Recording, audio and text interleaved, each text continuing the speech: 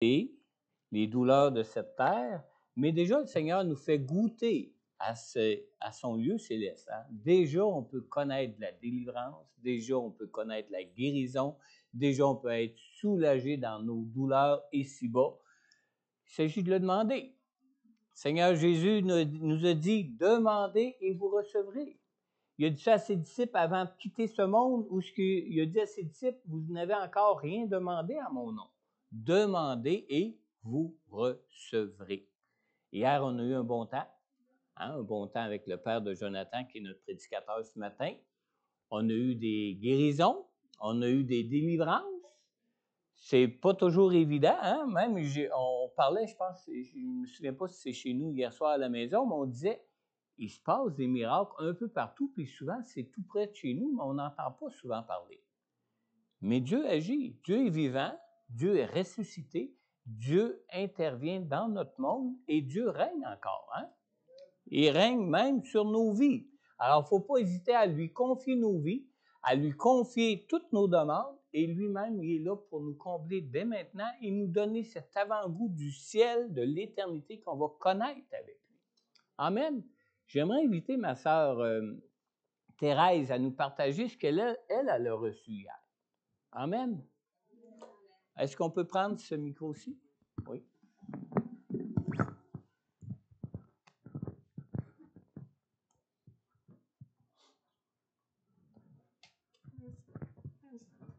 Oui, je m'excuse parce que j'ai un peu les nerfs, mais en tout cas, le Seigneur est avec moi. Oui, hier, j'ai fait prier sur moi. Mais il ne s'est rien passé de... Tu sais, souvent, on reçoit par la puissance du Seigneur, on sent sa chaleur. Tout. Mais hier, j'ai retourné à la maison, puis il y avait un de nos amis qui était avec nous, que la première... Je ris, mais... La première affaire, je lâche le cri de mort. Il m'a dit, es-tu folle? Qu'est-ce que tu fais? Qu'est-ce qui t'arrive? J'ai dit, hey, mes yeux, là, ils sont guéris. Là. Il n'y a plus rien. Il n'y a plus rien autour. Il y a tout le temps. Mes yeux avaient tout le temps, tu sais, pareil comme une lumière qui clignotait ou bien non, tu sais. Puis là, tout d'un coup, tout a parti.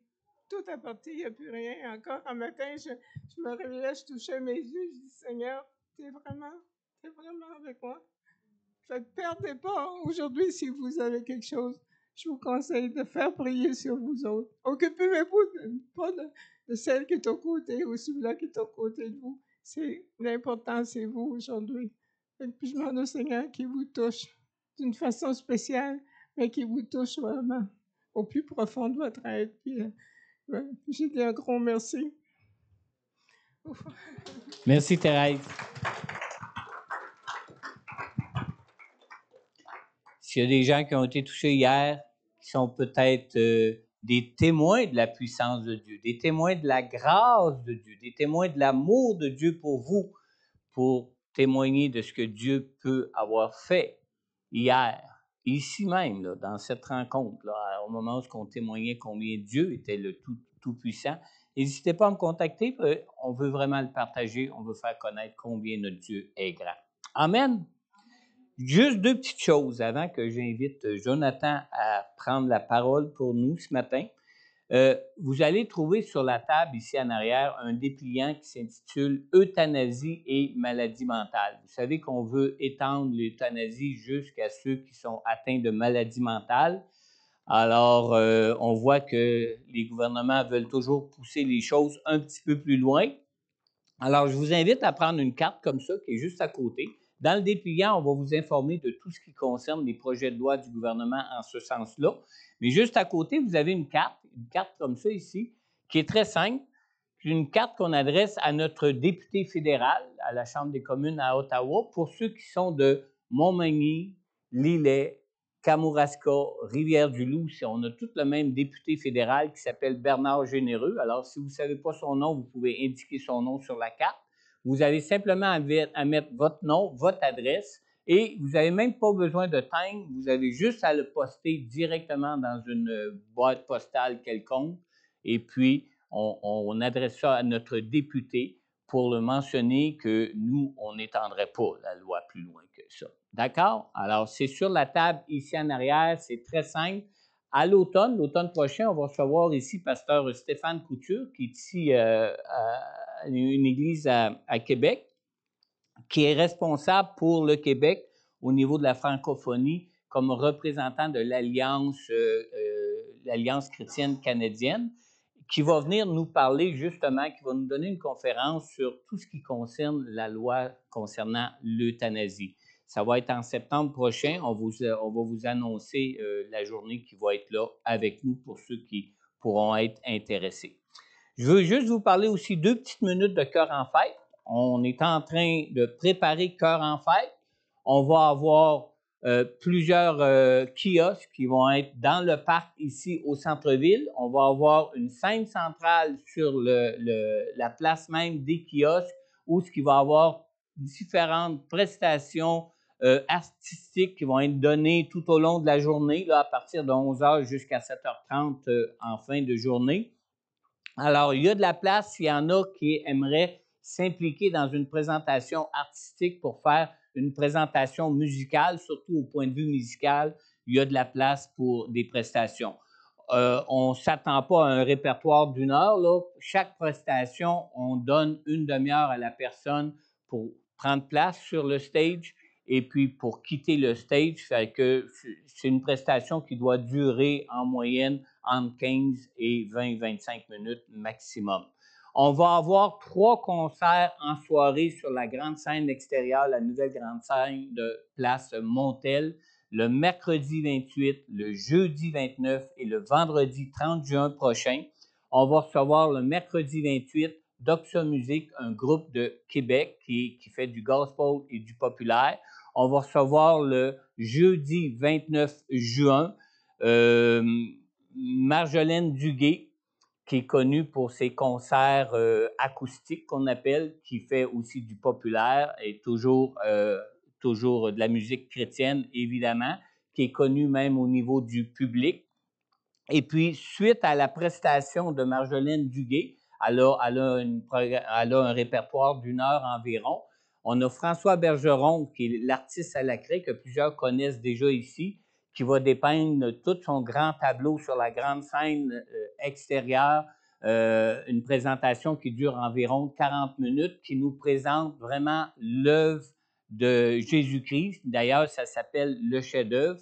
Et à la fin de cette présentation-là, on a un évangéliste de renommée internationale qui va être avec nous. Certains le connaissent ici, on l'a déjà reçu ici à l'Église, qui est Angelin Quadio. Et Angelin Quadio est un évangéliste qui a été formé par l'évangéliste Reinhard Bonnke, qui était reconnu aussi internationalement. Alors, Angelin va faire un appel suite à la présentation de François Bergeron, un appel directement à partir du tableau qui va être dépeint de l'Évangile par François Bergeron. Le vendredi soir, le vendredi 30 juin, on va avoir le groupe Cœur et Christ de Québec, qui est un groupe d'étudiants de l'Université Laval qui vont à différentes églises à Québec. On va recevoir une quinzaine de participants du groupe parce qu'à cette date-là, on ne peut pas avoir le groupe dans son entier comme dans le courant de l'année. Et puis, eux vont faire le dernier concert, un concert gospel et populaire aussi, mais vraiment en chorale avec différents petits témoignages là, d'une présentation à l'autre. Alors, on vous invite à y être. On vous invite aussi à vous impliquer comme bénévole. Au niveau des kiosques de jour, on a besoin de bénévoles. On va avoir besoin aussi de bénévoles pour le montage des kiosques le mardi. On va commencer le montage des kiosques et l'installation du site dans le parc à partir du mardi. Mais j'ai surtout besoin de deux genres de personnes en particulier. Premièrement, un animateur et présentateur, si je peux dire, pour les prestations de jour sur la scène au milieu des kiosques. Et on cherche aussi un présentateur et maître de cérémonie, si je peux dire, pour les soirées de concert qui vont avoir lieu aussi à l'extérieur sur la grande scène. Alors, si vous connaissez quelqu'un qui aurait ces qualités-là, ça nous prend des animateurs qui vont être en mode spectacle et non pas en mode direction de louange d'église. faut bien s'entendre là-dessus, là.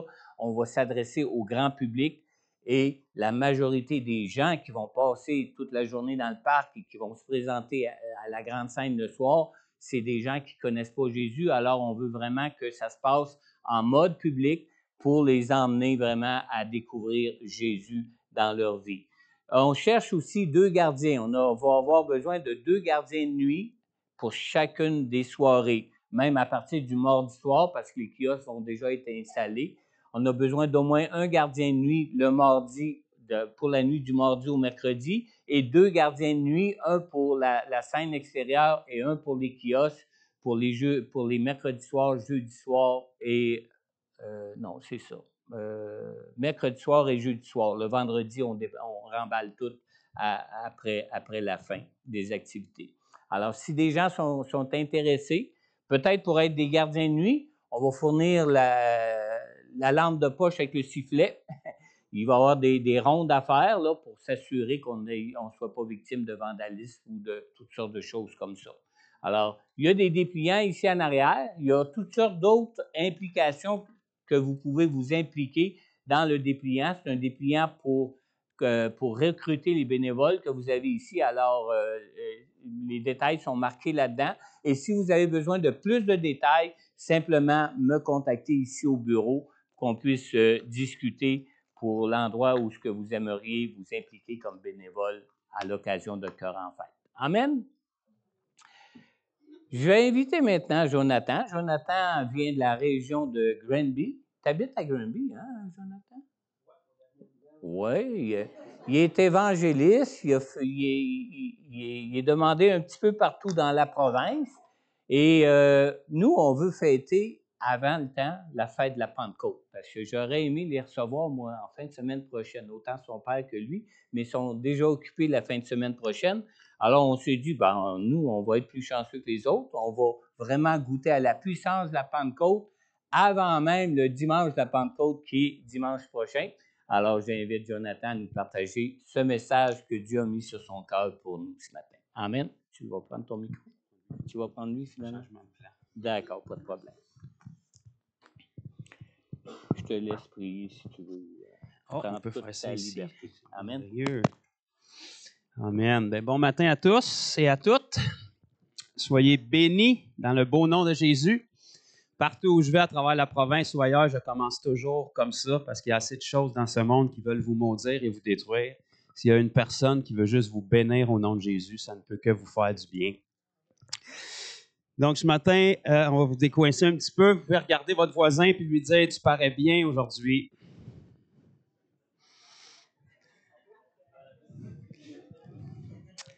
Dites-lui « J'ai prié toute la semaine d'être assis à côté de toi ».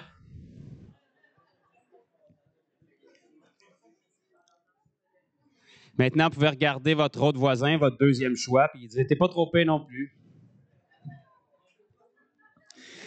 J'ai dit, le Seigneur va te bénir pareil ce matin, je pense. Amen. Donc, je veux juste vous dégourdir un peu.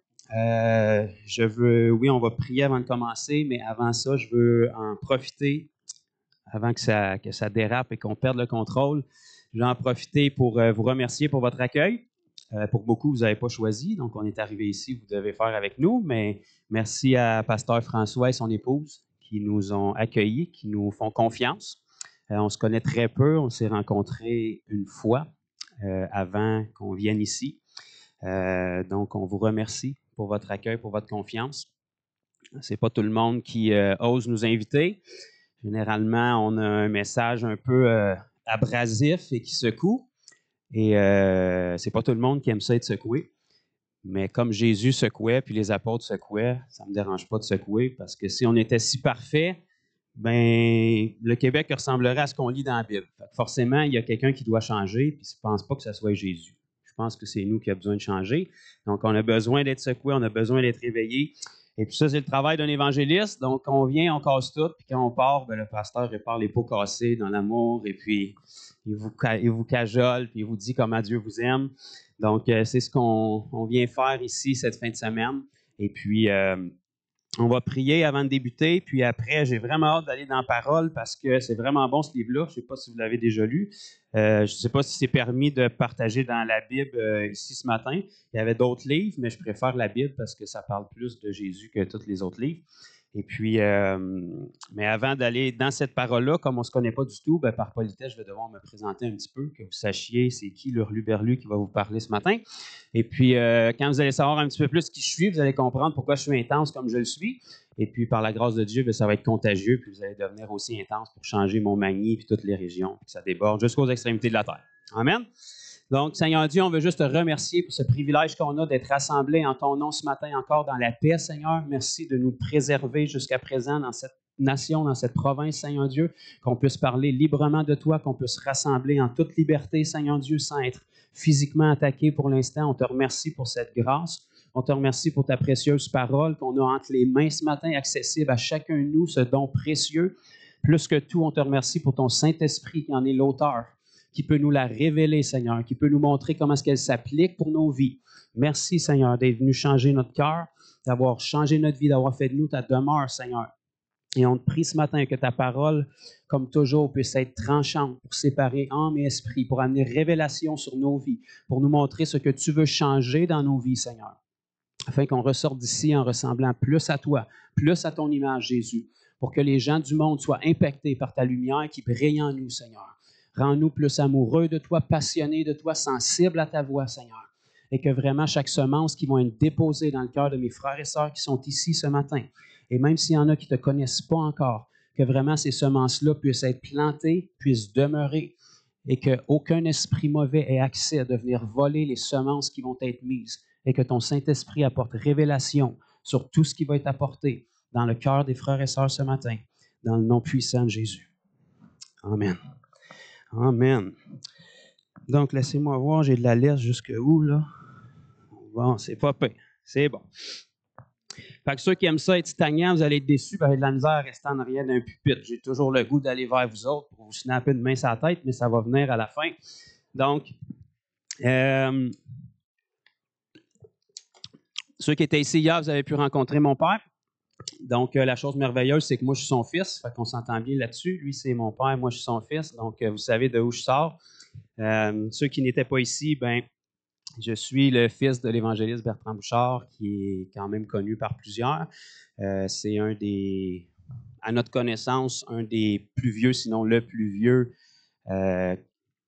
chrétien encore vivant au Québec, sinon opérant dans le ministère encore. Donc, mon père va avoir 93 ans au mois d'août cet été. Et puis, il a rencontré le Seigneur en 56, comme il a partagé hier. Donc, la majorité de vous-même n'était pas nés. Puis, lui, il avait 25 ans quand il a rencontré Jésus. Et puis, ça a changé sa vie. Au début, on lui a dit qu'il était fou, qu'il était trop zélé, qu'il manquait de sagesse, qu'il devait faire attention. Puis, 70 ans plus tard, ça n'a toujours pas passé. Il est toujours aussi fou. Un petit peu moins rapide, mais quand même pas trop pire encore. Si vous le trouvez intense là, imaginez-vous à 25 ans comment est-ce qu'il l'était. Et puis, si le Québec en est où est-ce qu'on en est aujourd'hui, malgré qu'il y a encore beaucoup de travail à faire, c'est à cause d'hommes et de femmes comme mon père qui ont payé le prix de leur vie.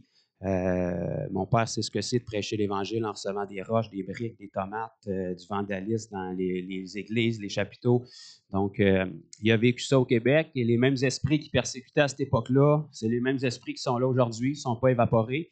Aujourd'hui, il n'y a pas de persécution parce que l'Église fait à peu près rien pour être persécutée. Mais ça, il faut que ça change. Donc, les persécutions sont une promesse dans la Bible. On aime ça, les promesses? Alléluia, Shatabar. Le Seigneur nous aime, veut nous bénir. Bien, le Seigneur Jésus nous promet aussi qu'en plus de toutes ces bénédictions-là, on aurait des persécutions. Alléluia. Donc ça, vous n'êtes pas obligé de prier pour. Ils vont venir automatiques si vous faites quelque chose pour le Seigneur. Si vous voulez prier en plus, bien, c'est un bonus en extra. Puis la Bible nous dit clairement que les persécutions sont garanties pour tous ceux qui voudront vivre pieusement. Donc, pas parler, parce que ça, tout le monde est capable de parler, puis l'Église est très bonne pour parler, mais dès le moment qu'on commence à vivre pieusement, c'est sûr qu'on va déranger un démon quelque part qui n'est pas content, puis qui va vouloir vous faire fermer la bouche puis vous arrêter. Donc, c'est ce qu'on cherche. On cherche à irriter les démons, on cherche à ce que le diable soit tanné de nous autres, on cherche à ce qu'il se réjouisse dès le moment qu'on s'endort le soir, puis qu'il se pogne la tête dès le moment où on rouvre un œil le matin. Il faut sortir d'un mode de victime, puis il faut rentrer dans le mode où c'est nous autres qui avons le contrôle ici-bas. La terre a été donnée à ceux qui ont des nombrils. Le diable n'en a pas. Fait que la terre est supposée nous appartenir parce qu'on était l'image et la ressemblance de Dieu sur terre. Le diable nous l'a volé. Il l'a volé à nos premiers parents, mais Jésus est venu pour restaurer ça. Donc, on se sort la tête du sable, on se sort la queue entre les deux jambes, on se lève la tête, puis on marche comme des ambassadeurs de Christ, puis on commence à reprendre possession de ce qui appartient à Christ ici-bas. Donc ça, l'Église est très bonne pour le dire et le chanter, mais dans la majorité des cas, pour avoir passé près de 40 ans dans l'Église, je pense qu'elle est meilleure pour le chanter puis le dire que pour le vivre. Mais par la grâce de Dieu, ça va changer parce que le Seigneur va revenir chercher son Église comme elle a commencé. Puis comme elle est bien différente de comme elle a commencé, mais il faut qu'il y ait quelque chose qui se passe. J'ai décidé que moi, je ferais partie de ceux qui vont s'ouvrir la bouche parce que le Seigneur a dit, si vous ne parlez pas, les pierres vont me louer puis m'adorer. Fait que, avant que le Seigneur prenne une roche à la place de moi, j'ai décidé que moi, j'allais ouvrir la bouche puis j'allais faire quelque chose pour lui. Puis si je suis ici ce matin, c'est pour vous faire divinement frustrer jusqu'à la dernière minute pour que vous vous disiez, moi aussi, je suis capable de faire quelque chose puis de changer ma nation.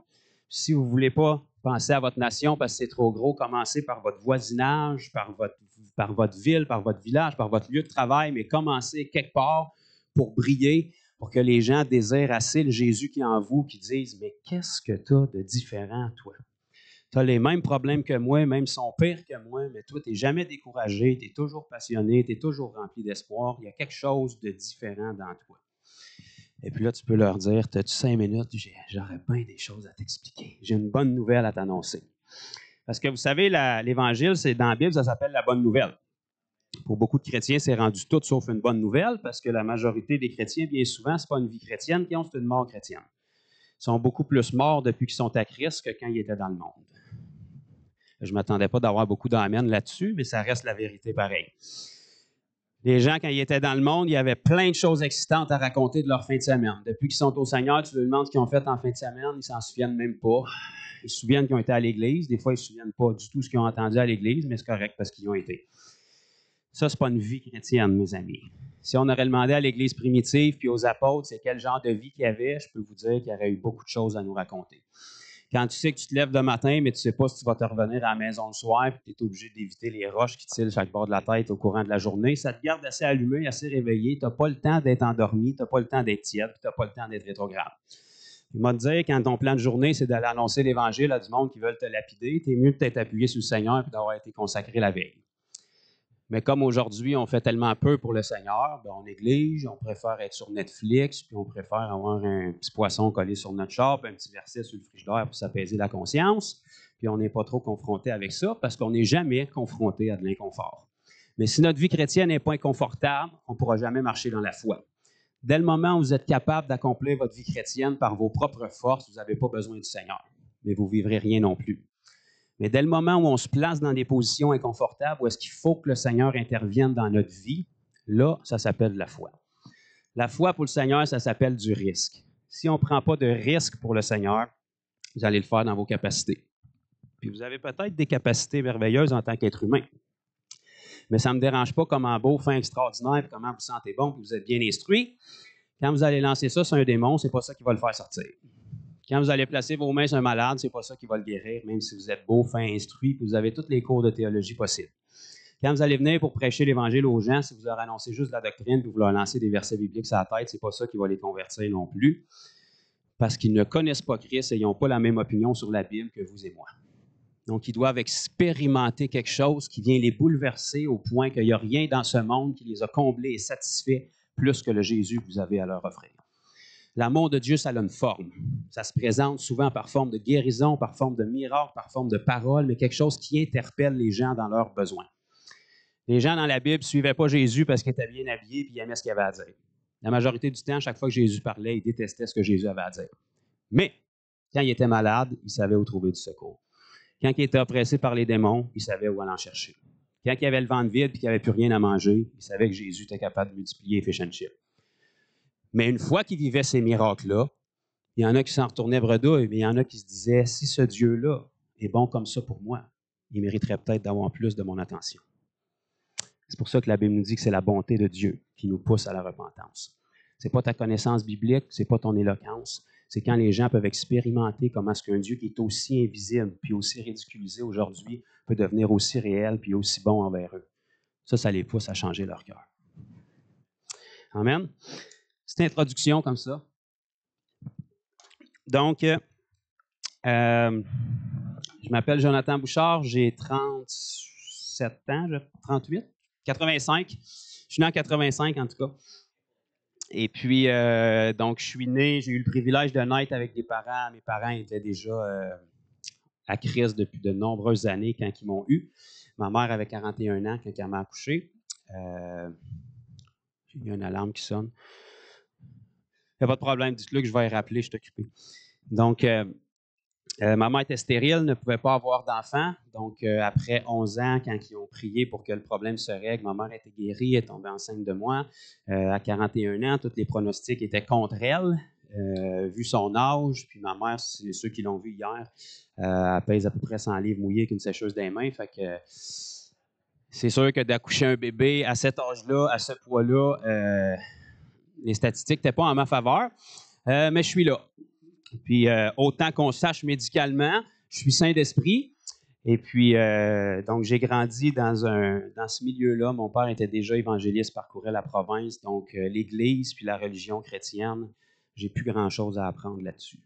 J'ai connu à peu près tout ce qui se fait. J'ai visité à peu près toutes les sortes d'églises. J'ai connu à peu près toutes les sortes de chrétiens ou ce qui se dit chrétien. Et puis, malheureusement, ça ne m'a pas impressionné, même pas un petit peu. Et dans la majorité des cas, même des enfants qui grandissent avec des parents chrétiens, c'est ça qu'ils vivent. Ils n'ont pas rien contre Dieu nécessairement, mais ils n'ont vraiment pas été impressionnés par ce qu'ils ont vu qui s'appelait Église, du moins ici en Amérique. Et puis moi, c'était mon cas. J'ai appris toutes les bonnes choses depuis mon enfance. J'avais appris à prier, j'avais appris à lire la Bible, j'avais appris à faire la prière de repentance à peu près des centaines de fois. Je la connaissais par cœur sous toutes ses formes. Ça n'a jamais changé ma vie. Je lisais cette Bible-là, je trouvais ça extraordinairement excitant, mais pourtant, je voyais à peu près personne qui vivait des vies excitantes. Je voyais des gens qui étaient sans Christ, qui avaient des vies bien excitantes, puis des gens qui disaient qu'ils avaient rencontré Christ, mais qui faisaient à peu près rien depuis, à part une routine d'aller à l'église et de faire des choses chrétiennes. Il n'y avait pas de vie, il n'y avait pas de puissance. Pourtant, ça, c'est un livre qui est rempli de vie et de puissance. Le Nouveau Testament, tu ne peux pas passer plus que 2 pages sans voir du surnaturel, du miraculeux. Donc, j'avais à peu près les mêmes questionnements que tout le monde a, mais personne n'ose parler parce qu'on ne veut pas déplaire au Seigneur, puis on ne veut pas faire de chicane. Mais à un moment donné, il faut que les choses changent. Et puis moi, même si j'ai grandi dans l'Église, ça m'a pris 28 ans avant que je prenne ma décision pour le Seigneur, puis que le Seigneur me touche, puis transforme ma vie. Mais quand je me suis donné au Seigneur, je ne me suis pas donné au Seigneur pour perdre mon temps puis remplir une carte. Je me suis donné à Christ pour qu'il change ma vie puis qu'il change les gens autour de moi. J'y ai donné ma vie. Je n'y ai pas donné mon cœur. Je ne l'ai pas invité dans mon cœur. J'y ai tout donné. Quand on vient à Christ, ce n'est pas une partie de notre vie qu'on lui donne. Ce n'est pas notre vie spirituelle qu'on lui donne. C'est notre vie. Point. Jésus a dit, celui qui veut venir à moi, qu'il renonce à lui-même. Toi-même, c'est tout. C'est tes rêves, c'est tes aspirations, c'est ta famille, c'est tes études, c'est ton travail, c'est tout. Il faut que tu sois prête à tout mettre sur l'autel pour Christ. Et alors, si tu lui donnes tout, là, il a accès à tout. Tu savez, le Seigneur, ce n'est pas un violeur et un abuseur. C'est un Dieu d'amour qui va toujours nous laisser le libre arbitre et qui va toujours travailler avec ce qu'on lui remet entre nos mains. Si vous lui donnez ça dans votre vie, il ne peut pas travailler dans plus que ça de votre vie. Si vous lui donnez ça dans votre horaire, il ne peut pas travailler plus que ça dans votre horaire. Mais il faut que vous soyez conscient que tout ce que vous ne donnez pas à Christ dans votre vie, automatiquement, il appartient à quelqu'un d'autre. Puis ça, ce n'est pas vous. Parce qu'il y a 2 forces spirituelles ici-bas. Il y a le Dieu de ce monde, qui était votre Père avant que Christ vous rachète, puis il y a le Seigneur Jésus. Mais même si notre vie appartient au Seigneur Jésus, ou on dit qu'elle lui appartient, tout ce qu'on reprend comme partie de notre vie ne peut plus agir dedans. Souvent, l'Église a donné son cœur à Jésus, mais quand on regarde le restant de la gestion de leur temps, le Seigneur n'a plus vraiment d'espace pour agir en eux, à part le dimanche à l'Église, 5 minutes le matin dans une dévotion matinale. Bien souvent, on n'est tellement pas inspiré dans la Bible qu'on a besoin d'un livre de dévotion qui nous dit quoi lire. On ne se souvient pas 2 minutes après qu'est-ce qu'on a lu. Des fois, on a un petit rafraîchissement le mercredi dans une réunion de prière parce que sinon, on va mourir jusqu'au dimanche d'après. Il faut se faire partager la parole un petit peu au milieu de la semaine pour être capable de survivre. Puis finalement, les gens marchent de dimanche en essayant de survivre. Puis s'ils sautent une réunion, ben, ils retournent dans le monde ou ils lâchent le Seigneur. Fait que c'est plus une chrétienté en mode survie qu'une chrétienté où est-ce qu'on marche de gloire en gloire. Lorsqu'on se rassemble ensemble, ça devrait être pour partager toutes les choses merveilleuses que le Seigneur a faites en nous et à travers nous durant la semaine, plutôt que d'être un endroit où on arrive constamment brisé. L'Église est là pour nous restaurer, pour nous relever, oui. Mais le Seigneur, quand il nous relève pour nous fortifier, pour plus qu'on ait à tomber, puis qu'on puisse devenir une source de relèvement pour les autres. Et ça, c'était l'Église, la parole de Dieu. C'était une Église qui était persécutée, qui était pauvre bien souvent, qui n'avait pas les moyens qu'on a, qui n'avait pas une belle salle comme ça, qui n'avait pas des micros comme ça, qui n'avait pas des belles chaises comme ça, mais il était capable d'expérimenter Dieu, puis il se déplaçait, puis il rencontrait Dieu, puis il faisait quelque chose avec ce qu'il avait reçu. Et si on fait la même chose de nos jours, bien, on va voir les mêmes résultats. Parce que Jésus n'a pas changé, sa parole n'a pas changé. La société peut changer, la culture peut changer, la technologie peut changer, mais foncièrement, l'être humain est le même. L'être humain a les mêmes besoins, puis le vide intérieur dans chaque être humain qui ne connaît pas Christ est le même. Puis il n'y a rien qu'une solution. Il faut qu'on soit conscient que ce n'est pas la psychologie, ce n'est pas les finances, ce n'est pas la politique, ce n'est pas la religion qui va réparer un être humain et qui va combler son cœur. Peu importe ton âge, ton sexe, ta race, ton arrière-plan, il y a une chose qui peut combler ta vie en permanence et définitivement, c'est Jésus-Christ. Jésus-Christ ne vient pas pour mettre un plaster sur le bobo ou de faire passer une autre étape. Il vient pour faire une nouvelle création, une nouvelle personne. 2 Corinthiens 5, 17. Tous ceux qui sont en Christ sont une nouvelle créature. Les choses anciennes sont passées maintenant. Toutes choses, vous pouvez vérifier dans le grec, dans l'hébreu, dans le latin, ça veut dire toutes choses sont devenues nouvelles. Il y a même certaines versions qui vont dire une toute nouvelle création n'ayant jamais existé. C'est ça que Christ est venu faire en nous. Si les chrétiens avaient une apparence physique qui change à la mesure du miracle qui se passe dans leur esprit, puis qu'ils voyaient dans le miroir qu'est-ce qu'ils sont devenus depuis qu'ils sont chrétiens, il y aurait souvent une vie bien différente de ce qu'ils ont. Mais parce que le miracle se passe au niveau de notre esprit, puis physiquement, il n'y a pas grand-chose qui change, l'être humain a de la difficulté à croire la créature extraordinaire qu'ils sont devenus en Christ. La plénitude de Dieu vient vivre dans notre esprit quand on naît de nouveau. Vous savez, le mot « naître de nouveau » dans la Bible, ce n'était pas pour faire un poème que Dieu a mis ça là. Ça veut littéralement dire « naître à nouveau ». À votre première naissance, vous êtes né de la chair. Vous êtes né de la semence de papa avec maman. Mais à votre nouvelle naissance, vous êtes né de l'Esprit. Vous êtes né d'en haut. Vous êtes né de la semence divine. Le même esprit qui a couvert Marie pour que Jésus puisse être implanté dedans, c'est le même esprit qui vient sur vous et qui crée la vie en vous. Dieu a envoyé Jésus ici-bas, puis il a planté Jésus dans la terre comme une semence. Et quand tu plantes un fils, tu récoltes des fils et des filles. Jésus était le premier d'une grande famille, une nouvelle création, une nouvelle race, une race qui est éternelle. Et ça, c'est l'Église du Seigneur Jésus. C'est la solution à tous les problèmes de l'humanité. C'est le corps de Christ ici-bas. La tête est au ciel, le corps est en bas. Fait que la tête prend les décisions, mais si le corps ne suit pas, il n'y a rien qui peut se passer. Vous savez, le corps de Christ, ce n'est pas une fraction, là. C'est C-O-R-P-S, le corps. Fait que vous êtes une main, vous êtes un pied, vous êtes un genou, vous êtes quelque chose que le Seigneur a besoin ici-bas pour répandre son message. Donc, on a un amen et demi. On progresse, ça avance. Donc, ça m'a pris 28 ans à venir au Seigneur, mais quand je me suis donné, j'ai dit au Seigneur, prends tout. Je ne sais pas à quoi ça ressemble une vie chrétienne vraiment, parce que je n'ai jamais réellement vu à l'image de ce que je vois dans la parole autour de moi, autre que mes parents plus rapprochés.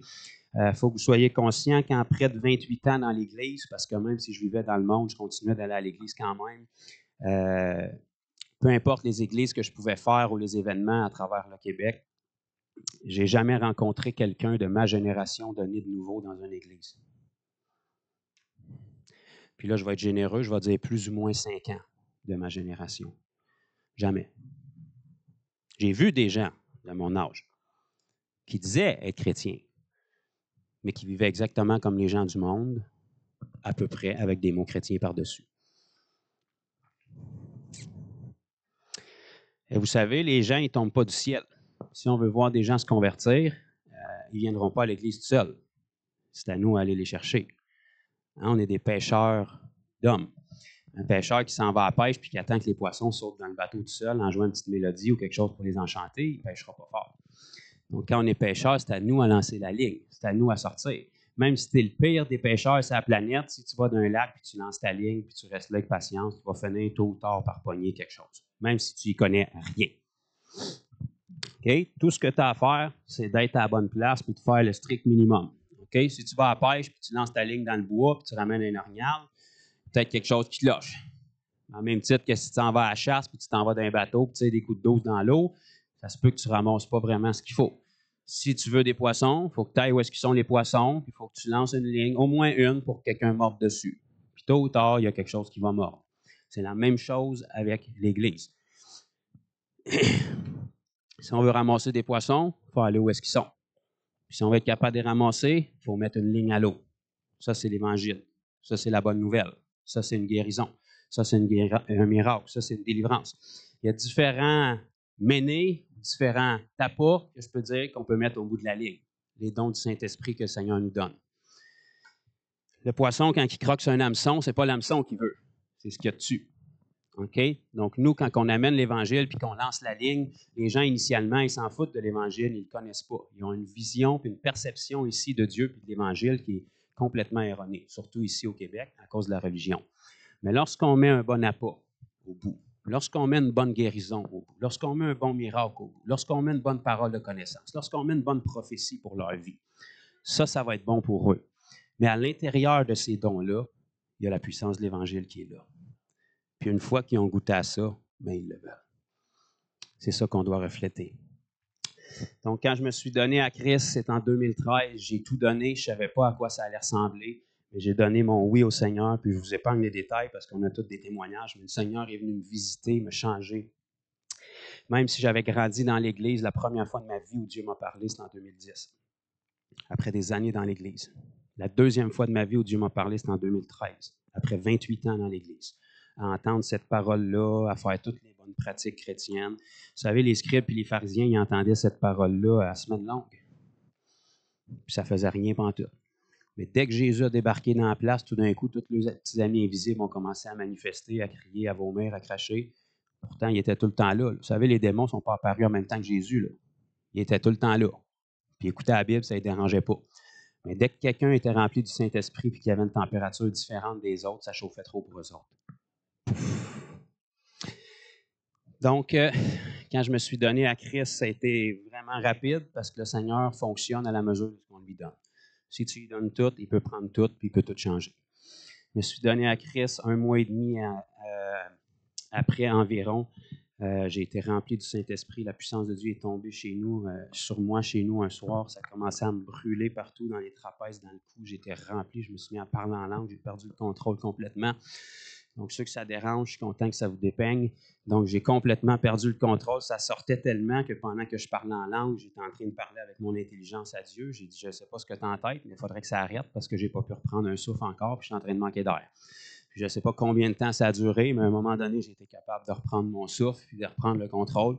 Et à partir de là, vous savez, les mois, les temps les plus difficiles de ma vie chrétienne, qui va avoir 10 ans cette année, c'est le mois entre ma décision et la puissance du Saint-Esprit. Parce que depuis, je ne suis pas découragé, je ne suis pas démoralisé, je ne suis pas un chrétien qui a tout le temps besoin d'être relevé, je ne suis pas dans le désespoir, je ne suis pas dans le découragement, je ne suis pas dans l'abattement, je ne suis pas écrasé par les ténèbres extérieures, je suis rempli de vie, de joie, je vois le Seigneur agir, et puis je vis dans le même monde que vous. J'ai les mêmes problèmes que vous. Puis moi, te dire, quand tu prêches la parole, des fois, tu as encore plus de problèmes que certains. Mais ce n'est pas grave, parce que c'est ça qui nous garde vivants. Les problèmes, ça nous apprend à dépendre du Seigneur. Quand on est confortable, on flotte, on se laisse aller, puis on a notre petit bateau, puis on suit le courant. Vous savez, le courant, il ne s'en va pas au ciel, en passant. Si vous voulez aller du bon bord, il faut aller à contre-courant. Ça demande un effort. Mais la grâce de Dieu est conséquente avec ça. Donc, je me donne à Christ à peu près un mois et demi après, la puissance de Dieu vient me remplir chez moi, puis à peu près un mois et demi après, j'avais un micro dans les mains, puis j'étais en train de prêcher. Donc ça, je sais que ça brise toutes les moules. L'homme de Dieu doit être formé, mais c'est ça qui est ça pareil. Vous savez, quand la puissance de Dieu est tombée sur l'apôtre Paul, la journée même, il prêchait. Son message n'a pas été reçu, mais il prêchait. Pourquoi? Parce que l'apôtre Paul avait déjà l'instruction. Il connaissait déjà la parole. La Bible dit, la lettre tue, mais l'esprit vivifie. Qu'est-ce que Paul faisait avec la lettre? Il tuait des chrétiens. C'était Saul de Tarse à cette époque-là. Élevé dans la meilleure tradition grecque de l'époque. Tarse, c'était l'endroit où il y avait les meilleures universités de l'époque, la meilleure connaissance grecque qu'il y avait. Il était très instruit au niveau de la connaissance intellectuelle. Toute la psychologie qu'on a aujourd'hui, ça émerge de là. Puis en même temps qu'il était Saul de Tarse, il était aussi Saul qui avait grandi au pied de Gamaliel, le meilleur maître dans le judaïsme qu'il y avait à l'époque. Il avait toute la connaissance juive, puis il avait toute la connaissance grecque. Il connaissait la Torah par cœur, mais il tuait des chrétiens avec ça. Mais dès le moment que l'Esprit est venu, la même lettre qui lui servait à tuer est devenue la lettre qu'il a prise et qui a commencé à prêcher immédiatement, parce qu'il avait déjà la connaissance. Moi, j'avais passé ma vie dans l'Église. La lettre, je l'avais entendue, je la connaissais, mais elle ne faisait aucun sens pour moi parce que l'Esprit n'était jamais venu dessus. Mais dès que j'ai compris c'était quoi la repentance, puis que la lumière est venue briller, mais tout ce qui était enfoui en moi a pu commencer à sortir. Et puis j'ai pu commencer à prêcher la parole. Mais ça a quand même pris 6 mois après ça à ce que le Seigneur vienne casser mes moules d'église que j'avais toujours connues puis mes œillères pour que je comprenne que la vie chrétienne, ça ne se passe pas seulement dans une église. L'endroit de l'église où on se rassemble, c'est pour louer le Seigneur, c'est pour être instruit, mais la majorité de notre vie chrétienne, c'est pas ici, c'est en dehors des murs et c'est là que les gens ont besoin. Et quand j'ai compris que l'incrédulité des gens ne peut pas empêcher la puissance de Dieu en nous pour eux, ça a changé ma vie. Toute ma vie, j'avais été tenu captif par un mensonge principalement, qui vient de certaines dénominations, où est-ce que je croyais qu'il fallait que quelqu'un ait la foi pour expérimenter un miracle. Donc, tu peux croire tant que tu veux, mais si la personne ne croit pas, c'est bien une valeur, mais elle ne peut pas expérimenter son miracle. Mais si c'est le cas, il va falloir que vous m'expliquiez sur quelle foi est-ce que Lazare est ressuscité, parce qu'il n'était pas consentant, puis sa foi était très, très morte. Ça faisait 4 jours qu'elle était morte. Puis quand Jésus a dit « sors », il n'a pas négocié, il est sorti. Fait que forcément, c'était ça la foi de Jésus. Marc 9, 23 nous dit « Tout est possible à celui » pas ceux, pas une équipe, pas une nation, à celui qui croit. Donc, s'il y en a un qui croit dans une situation, c'est suffisamment pour que le miracle se produise. Et dès le moment que j'ai saisi qu'on pouvait utiliser notre foi pour les incroyants, j'ai dit la vie chrétienne ne sera plus jamais la même. Parce qu'il n'y a plus rien qui nous empêche maintenant de venir leur démontrer. Je ne suis pas intéressé à ton opinion, je ne suis pas intéressé à débattre. Je ne m'en viens pas de convaincre, je m'en viens de prouver que Jésus est réel. Donc, à partir de 2014, ma vie a complètement changé. J'ai commencé à parcourir les rues, les parcs, les hôpitaux, un peu partout et faire expérimenter Christ aux gens. Et croyez-le ou non, ça m'a pris environ 2 ans, 1 an et 8 mois pour être plus précis, à voir des miracles chaque semaine partout dans le Québec avant de voir une personne venir à Christ. Mais j'ai persévéré. Puis aujourd'hui, on en voit, puis on en voit, puis on en voit, puis on en voit parce que j'ai continué. Et si on est prêt à mettre cette persévérance-là, avec cette mentalité-là, que même si j'évangélisais jusqu'à mon dernier souffle sans voir personne venir à Christ, au moins devant le tribunal de Christ, il ne pourra pas me blâmer ma désobéissance parce que je vais avoir été obéissant. Votre travail et mon travail, ce n'est pas de sauver qui que ce soit, c'est de venir semer dans leur vie. C'est de venir déposer la guérison qui est nécessaire. C'est de venir apporter la liberté qui est nécessaire. C'est de venir apporter la parole qui est nécessaire dans la vie de cette personne-là. Une parole, une phrase que le Seigneur vous inspire peut changer la trajectoire de vie d'une personne. La Bible nous dit que le Fils de Dieu a paru afin de détruire les œuvres du diable. Aujourd'hui, l'Église est tellement en mode défense qu'elle passe sa vie à éviter les coups du diable, fait qu'on n'imagine même pas de passer à l'attaque. Mais qu'est-ce qui arrive si tu mets ton pied à terre et tu dis un instant, là, il y a un nouveau shérif en ville, puis c'est pas toi, Satan. Là, je ne passerai pas ma vie à éviter les coups, c'est toi qui vas devoir réparer les pots cassés parce que je m'en viens contre toi et je vais t'attaquer. Si tu commences à attaquer le royaume des ténèbres, le royaume des ténèbres va commencer à réparer ses brèches puis il va te lâcher tranquille un peu. Mais si tu es une cible sur le terrain de bataille puis tu fais du surplace, même si les démons sont vraiment pas bons, ils vont finir par te pogner quelque part parce que tu ne bouges pas. Tu ne fais rien. Tu piétines. Tu n'avances pas. Vous savez, dans Éphésiens 6, ça nous parle de l'armure du croyant. Il y en a qui ont déjà lu ça? On apprend ça à l'école du dimanche, le petit casque du salut, la cuirasse de la justice, le bouclier de la foi, la ceinture de la vérité, puis on chante ça, tout le monde est content, mais personne ne comprend vraiment où est-ce qu'on s'en va avec ça. Puis il y a une pièce là-dedans qui s'appelle « Les souliers de l'Évangile » qui nous donne le zèle. Pourquoi est-ce que l'Église moderne est si tranquille aujourd'hui? C'est parce que pratiquement personne n'évangélise. Les souliers, c'est qu'est-ce qui va à tes pieds. Puis qu'est-ce que ça sert? Ça sert à te faire aller quelque part puis à te protéger. Ça ne me dérange pas, tu peux avoir la meilleure armure que tu veux. Si tu n'as pas de souliers sur le terrain de bataille, tu n'iras pas loin. Tu vas faire 2 pas avec ton armure, ton bouclier, puis tu vas te défoncer le pied qu'une roche. Mais si tu as des souliers aux pieds, tu vas aller quelque part. Remarquez une chose, marquez mes paroles, puis si ça vous dépeigne, je suis bien content. Trouvez-moi un chrétien qui fait du surplace dans sa vie chrétienne. Prenez 2 minutes avec lui, puis demandez-lui qu'est-ce qu'il fait comme évangélisation dans sa vie, puis ça va être à peu près nul. Trouvez-moi un chrétien qui progresse, qui est rempli de joie et qui avance avec le Seigneur. Prenez le temps de lui parler, puis il va vous expliquer. Puis je suis certain qu'il évangélise. Quelqu'un qui évangélise, il est vivant. Quelqu'un qui évangélise, il donne, et dès le moment qu'il donne, le Seigneur le remplit. C'est pas stagnant, ça coule. Quelqu'un qui évangélise, il a des souliers aux pieds. Puis s'il a des souliers, il peut aller quelque part. Il peut avancer dans sa vie chrétienne. Il n'est pas à la même place 5 ans après sa conversion en ayant mis des mots chrétiens par-dessus pour justifier son état, puis en ayant fait 3-4 amis chrétiens qui sont à la même place pour se sentir confortable. Il a avancé. Il a progressé. Il a changé. Il a pris de la maturité. Mon frère, tu étais en train de dire qu'on est parfait. Le parfait vit en nous. Et on doit progresser. Aujourd'hui, on aime ça dire, je suis en cheminement, juge-moi pas. Je comprends, mais ça fait 5 ans que tu es en cheminement, c'est la même affaire. Fait que tu as cheminé où? Tu n'as pas cheminé. Tu as fait sur place, puis tu vis dans ton péché. Cheminement, ça ne veut pas dire que tu passes 10 ans sur le même péché. Ça veut dire que tu fais une erreur, le Seigneur te le révèle. Tu tasses ça de ta vie, tu ne retombes plus là-dessus. Tu t'en vas sur d'autres choses. Tu as progressé, tu as cheminé, tu as avancé. Donc, tu marches de gloire en gloire. Donc, avant de recevoir des pierres, on va aller dans la Bible pour que vous sachiez que je vous prêche la Bible. Ouvrons donc dans le merveilleux évangile de Jean. S'il est encore là, si le Seigneur n'a pas changé d'idée. Trouvez-vous ça rassurant que la Bible, peu importe la journée, la saison, puis le pays qu'on la rouvre, les versets sont tout le temps à la même place. Le Seigneur ne les change pas, il n'a pas changé d'idée, il n'a pas dit « Ah, eux autres, ils ne méritent plus ça, on va enlever ce verset-là. » Tout le temps à la même place, tout le temps pareil, ça dit tout le temps la même chose. On est béni que le Seigneur ne soit pas bipolaire puis changeant aux saisons comme les êtres humains. Aujourd'hui, on va parler de la puissance du Saint-Esprit. Avec le temps qu'on a. On a jusqu'à quelle journée pour la prédication, juste pour être sûr? Jusqu'à Pentecôte Glory. Il n'y a pas de bord de fenêtre ici où est-ce que Eutychus peut tomber endormi. Puis... OK, je voulais commencer ça dans un passage dans Jean chapitre 20. Là, je vous replace un petit peu. Jésus est mort, il est ressuscité. Donc là, le Jésus qu'on va voir ici, c'est un Jésus ressuscité. C'est un Jésus qui décide que quand il arrive quelque part, il passe à travers des murs, il s'assied, il mange avec toi, puis quand il décide de repartir, il passe à travers le mur, puis la bouffe qu'il a mangée, elle suit avec. On va voir comment ça marche, mais c'est ce genre de Jésus-là. C'est un Jésus qui, même dans son corps glorifié, il était tellement sérieux dans l'histoire de ses meurtrissures qu'il y a encore les trous dans ses mains et dans ses pieds. Fait que tous ceux qui ne croient plus dans la guérison, il va falloir aller expliquer à Jésus pourquoi il a décidé de garder ses stigmates, parce qu'il avait de l'air sérieux dans ce qu'il a fait. Parenthèse. Donc, Jean 20 et le verset, commençons donc au verset 21. Jésus est ressuscité. On va passer 40 jours avec ses disciples. Il y en a-tu qui savent pourquoi est-ce qu'il a passé 40 jours avec ses disciples?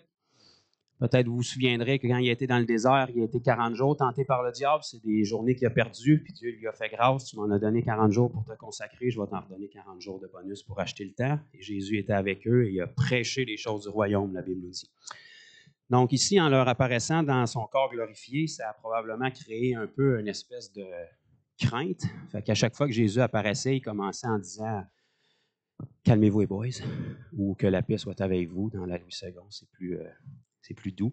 « La paix soit avec vous. Comme le Père m'a envoyé, moi aussi je vous... » Merci, frère François, il y a une Bible. Merveilleux.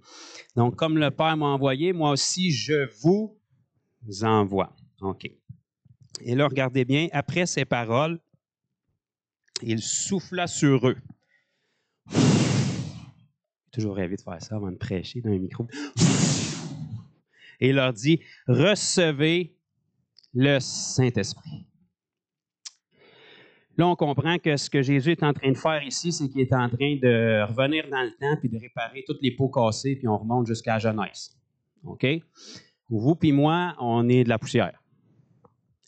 Puis Dieu a mis un petit peu d'humidité dedans, puis ça a fait une statue. Puis jusque-là, vous étiez une belle statue, mais Dieu s'est penché, il a soufflé dedans, puis on est devenu un homme vivant.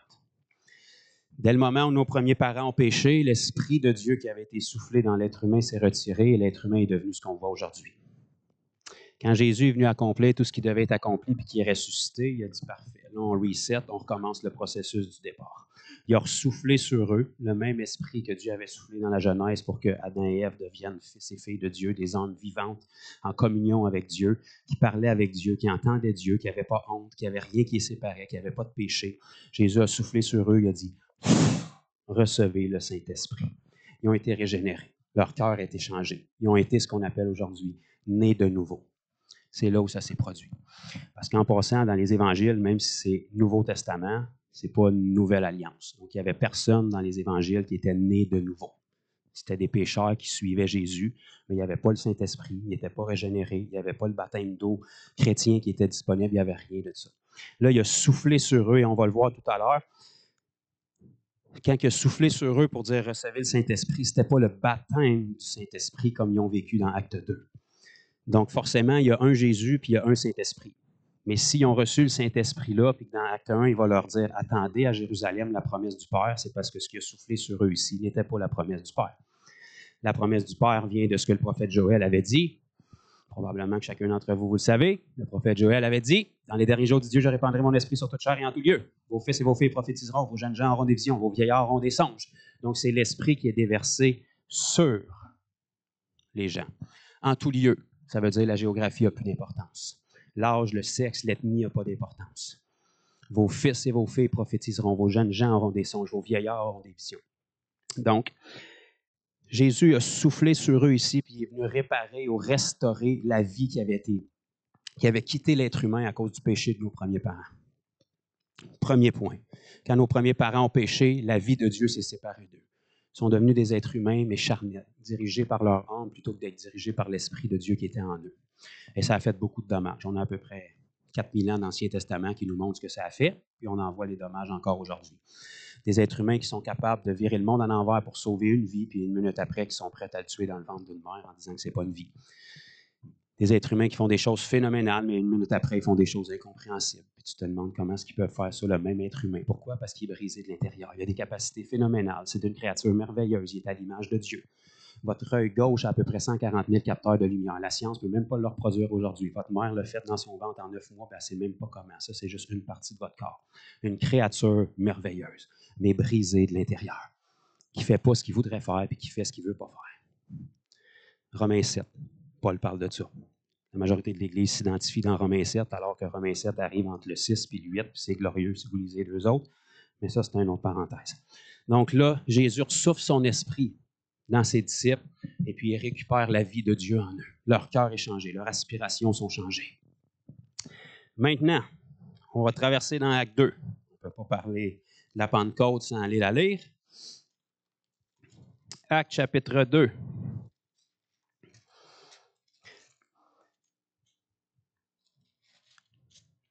Jésus il est envoyé pour réparer les pots cassés.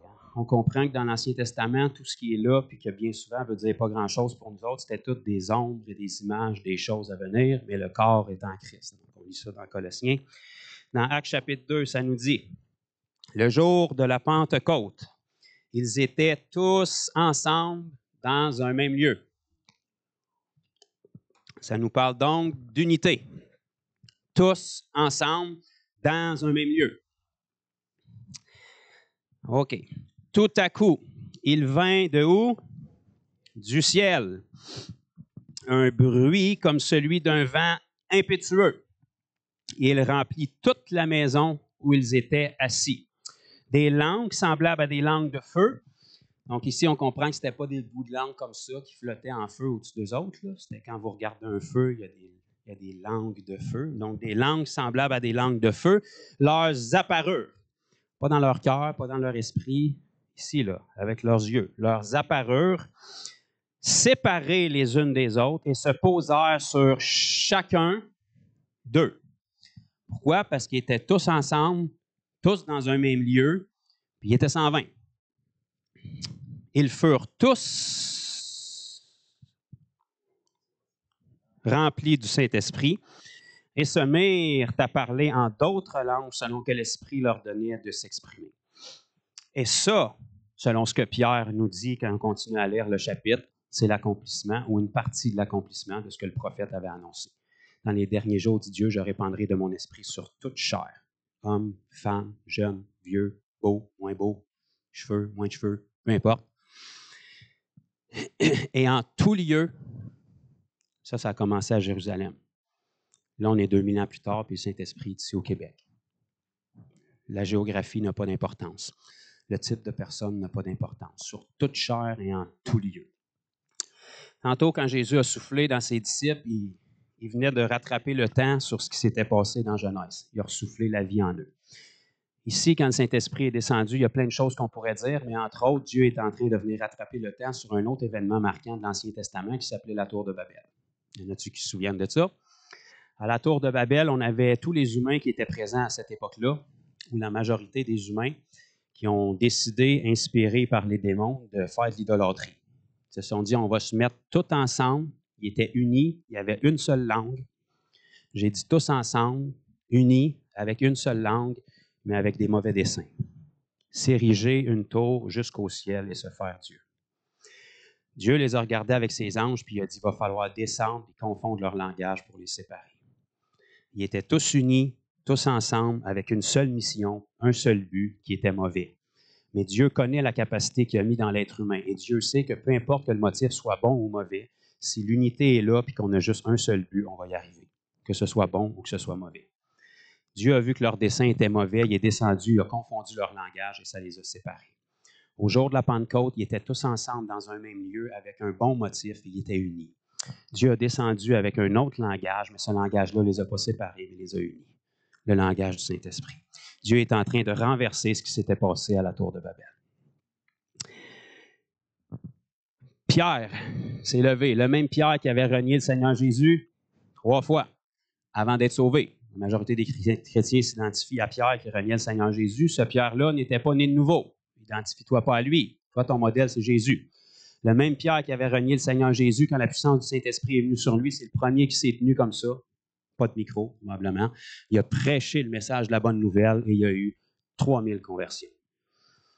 Pourquoi le 3000? Bien, si vous reculez dans l'Ancien Testament, lorsque Moïse est redescendu de la montagne avec l'esprit qu'il avait touché puis la loi, quand il est arrivé en bas, vous savez qu'il avait décidé de faire fondre le bouc d'oreille pour se faire un veau d'or. La colère de Dieu est tombée. Il y a eu combien de morts? 3000. Pourquoi? Parce que Moïse arrivait avec la lettre de la loi. Mais quand l'Esprit est descendu au jour de la Pentecôte, il y en a eu 3000 qui ont été rachetés. Okay? Donc, quand on voit des chiffres dans la Bible, c'est jamais par hasard. Okay? Dieu sait ce qu'il fait et puis il rachète les choses. La lettre tue, mais l'Esprit vivifie. La loi était bonne, mais sur des hommes pécheurs, ça produisait la mort. Quand l'Esprit est descendu au jour de la Pentecôte, ça a produit la vie sur des hommes pécheurs. Il y en a qui se sont moqués, mais il y en a 3000 qui ont été vivement touchés, qui se sont dit, si le péché est condamnable, puis nous autres, on a tué le Messie, c'est un pas pire péché. Y a-t-il possibilité de s'en sortir? Puis Pierre leur a dit, j'ai une bonne nouvelle pour vous autres. Repentez-vous, faites-vous baptiser d'eau en Jésus-Christ et vous recevrez le Saint-Esprit, car cette promesse est pour vous, ceux qui étaient là, pour vos enfants, les enfants de ceux qui étaient là, et pour tous ceux qui sont au loin, comme à Montmagny 2000 ans plus tard, en aussi grand nombre que le Seigneur Dieu les appellera. OK? Un autre point à clarifier. Êtes-vous tanné? On arrête-tu là ou on continue un petit peu? On continue un petit peu? Bon. Ici, on va voir que ils étaient tous ensemble au verset 2, ça nous dit « Il vint du ciel ». OK? La puissance de Dieu, ça vient de où est-ce que Dieu est. Dieu est partout, mais sa demeure principale est au ciel. Il vint du ciel un bruit comme celui d'un vent impétueux et il remplit toute la maison où ils étaient assis. OK, on va regarder un petit peu le mot « vent » ici. Okay, on lit ça en français, ce n'est pas vraiment intéressant, mais si on regarde dans le langage que la Bible a été écrit en grec, le mot « vent » ici, ce n'est pas le mot « vent » qui a vraiment été mis. C'est le mot « souffle de vie » qui a été mis dans le langage que l'auteur de la lettre des Actes a écrit. L'auteur de la lettre des Actes, vous le savez, c'est le médecin Luc, le même qui a écrit l'évangile de Luc. Donc, c'est pour ça que son évangile est un peu plus complet, parce qu'il y avait plus d'instructions que les 3 autres, Marc, Jean et Matthieu. Et puis lui, il va employer un mot particulier ici. Ça nous est traduit par « vent » dans notre Bible en français, mais le mot qui a été utilisé dans le grec ici, c'est « pnoé », qui veut dire « souffle de vie », qui est le même mot en hébreu qui a été utilisé dans la Genèse quand Dieu a soufflé dans l'être humain. Le mot qui aurait dû être utilisé ici, c'est « pneuma ». OK? Puis là, je ne suis pas intelligent, là. Ça, vous pouvez trouver ça dans une concordance. Un enfant de 7 ans est capable, c'est 4 chiffres. Okay, vous cherchez ça. Pneuma, ça veut dire un vent ou un coup de vent, quelque chose comme ça. C'est ça qui aurait dû être utilisé ici.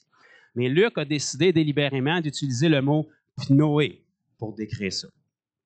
Parce que Luc était médecin et le mot pnoé est un mot qui est utilisé fréquemment dans un département médical qui est le département des naissances ou de la maternité. OK? Et pourquoi est-ce qu'il est utilisé? Bien, les mamans, vous allez comprendre, vous avez eu des bébés. Donc, quand le bébé sort de votre ventre, il change d'environnement. Pendant plus ou moins 9 mois, il est dans votre ventre, puis il est comme d'un spa, il est bien tranquille, il se fait nourrir, il n'y a rien à faire. Dès le moment qu'il sort de vous, c'est encore votre bébé, mais là, il change d'environnement. Et dès le moment qu'il sort de vous, il est bel et bien vivant, si tout s'est bien passé, là, bien entendu. Et la première chose qu'il doit faire, c'est prendre sa première respiration lui-même, autonome. Sinon, il va avoir un problème. Et s'il ne prend pas sa première respiration par lui-même, qu'est-ce que le médecin va faire? Une petite tape. Et voilà.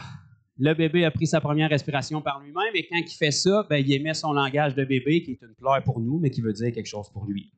Donc, c'est la première respiration de vie qu'il prend dans un nouvel environnement pour commencer à vivre par lui-même. Jusqu'à prendre cette respiration-là, il est bel et bien vivant, mais il est vivant sur la mer.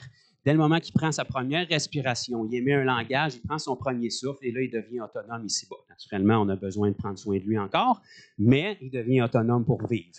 Quand le Saint-Esprit est descendu ici, Luc a décidé d'utiliser le mot pnoé, ce souffle de vie-là. Le souffle de vie qui est venu pour la nouvelle vie que ces disciples-là devaient avoir. L'Esprit est venu sur eux. Ils ont pris leur premier souffle de leur nouvelle vie et ça a émis un langage. Donc, un bébé va pleurer et on ne comprend pas ce qu'il dit, mais pour lui, ça veut dire quelque chose. Okay? Il y a une émotion rattachée à ça. Quand on parle en langue, on ne comprend pas ce qu'on dit, à moins que ce soit le don avec interprétation, mais on prend notre premier souffle dans cet nouvel environnement-là, qui est l'environnement spirituel où on a maintenant été greffé. Puis là, puis là, on commence à parler à Dieu, puis là, on commence à être autonome, puis on se développe. La Bible nous dit celui qui parle en langue s'édifie lui-même. Édifier vient du mot construire un édifice. Donc, au lieu de rester une ruine, on commence à s'édifier. Et puis là, on a notre communion directe avec Dieu. Le baptême du Saint-Esprit n'est pas pour ça, c'est juste un extraordinaire bienfait qui vient avec. OK? Pour l'Église moderne aujourd'hui, c'est devenu le seul bienfait, puis encore, pour beaucoup, ça n'existe plus. Mais c'est encore dans la Bible et c'est encore expérimentable.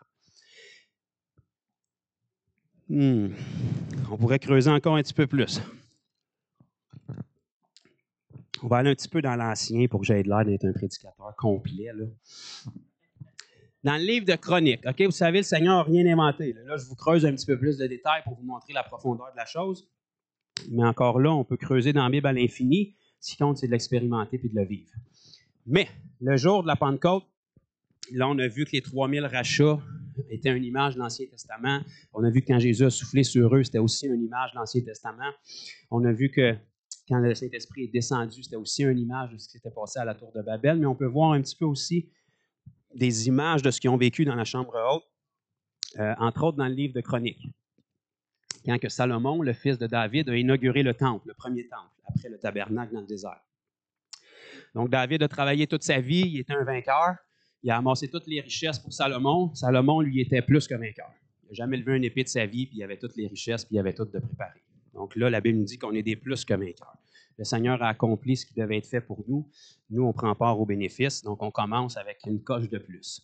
Salomon, quand il a inauguré le temple, vous pouvez venir avec moi dans 2 Chroniques, chapitre 5.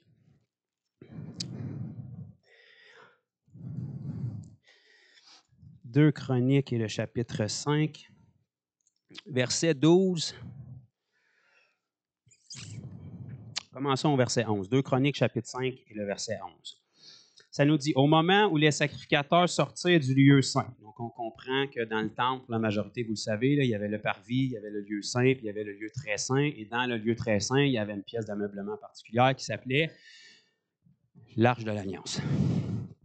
Au moment où les sacrificateurs sortirent du lieu saint, car tous les sacrificateurs étaient présents, s'étant sanctifiés sans observer l'ordre des classes. Okay? Parmi les sacrificateurs, il y avait 24 classes. Donc ça, c'est une autre chose qu'on pourrait développer, mais pas aujourd'hui. Et tous les Lévites qui étaient chantres, Asaph, Éman, Jeduthun, leurs fils et leurs frères revêtus de bisus se tenaient à l'orient de l'autel avec des cymbales, des luttes, des harpes, avaient auprès d'eux combien de sacrificateurs? 120. OK. Est-ce que ça vous fait penser à quelque chose, ce chiffre-là? Combien est-ce qui était dans la chambre haute? 120. Donc, 120 sonnant des trompettes. Et lorsque ceux qui sonnaient des trompettes et ceux qui chantaient, s'unissant comment? D'un même accord. Donc, on en a 120 qui sont unis d'un même accord, dans un même... Et voilà. S'unissant d'un même accord pour célébrer et pour louer l'Éternel, firent retentir les trompettes, les cymbales et les autres instruments et célébrèrent l'Éternel par ses paroles. Car il est bon, car sa miséricorde durera toujours. En ce moment, la maison de l'Éternel fut remplie d'une nuée.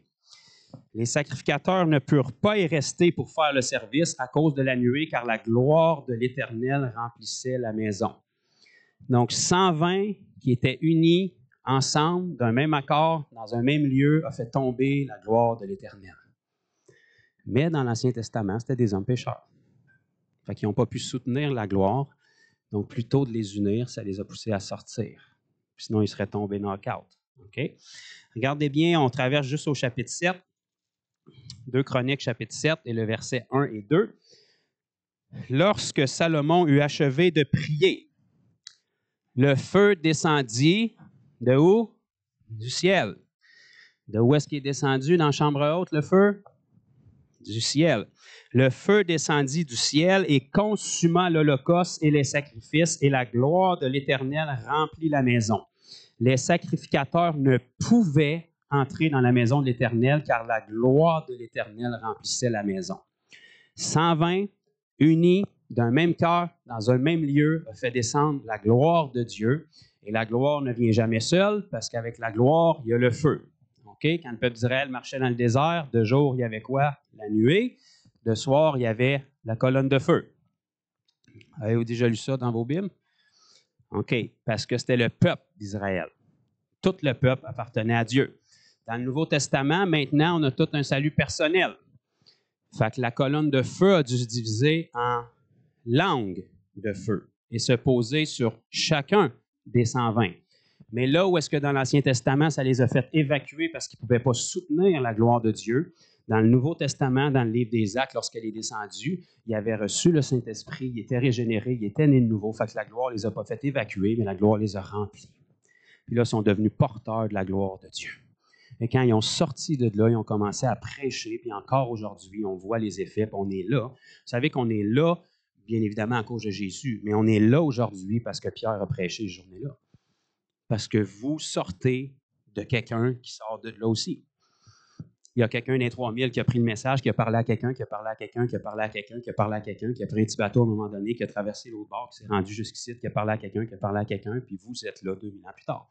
Parce qu'il y a quelqu'un quelque part qui a été rempli de la gloire de Dieu, revêtu du feu de sa puissance et qui a proclamé le message.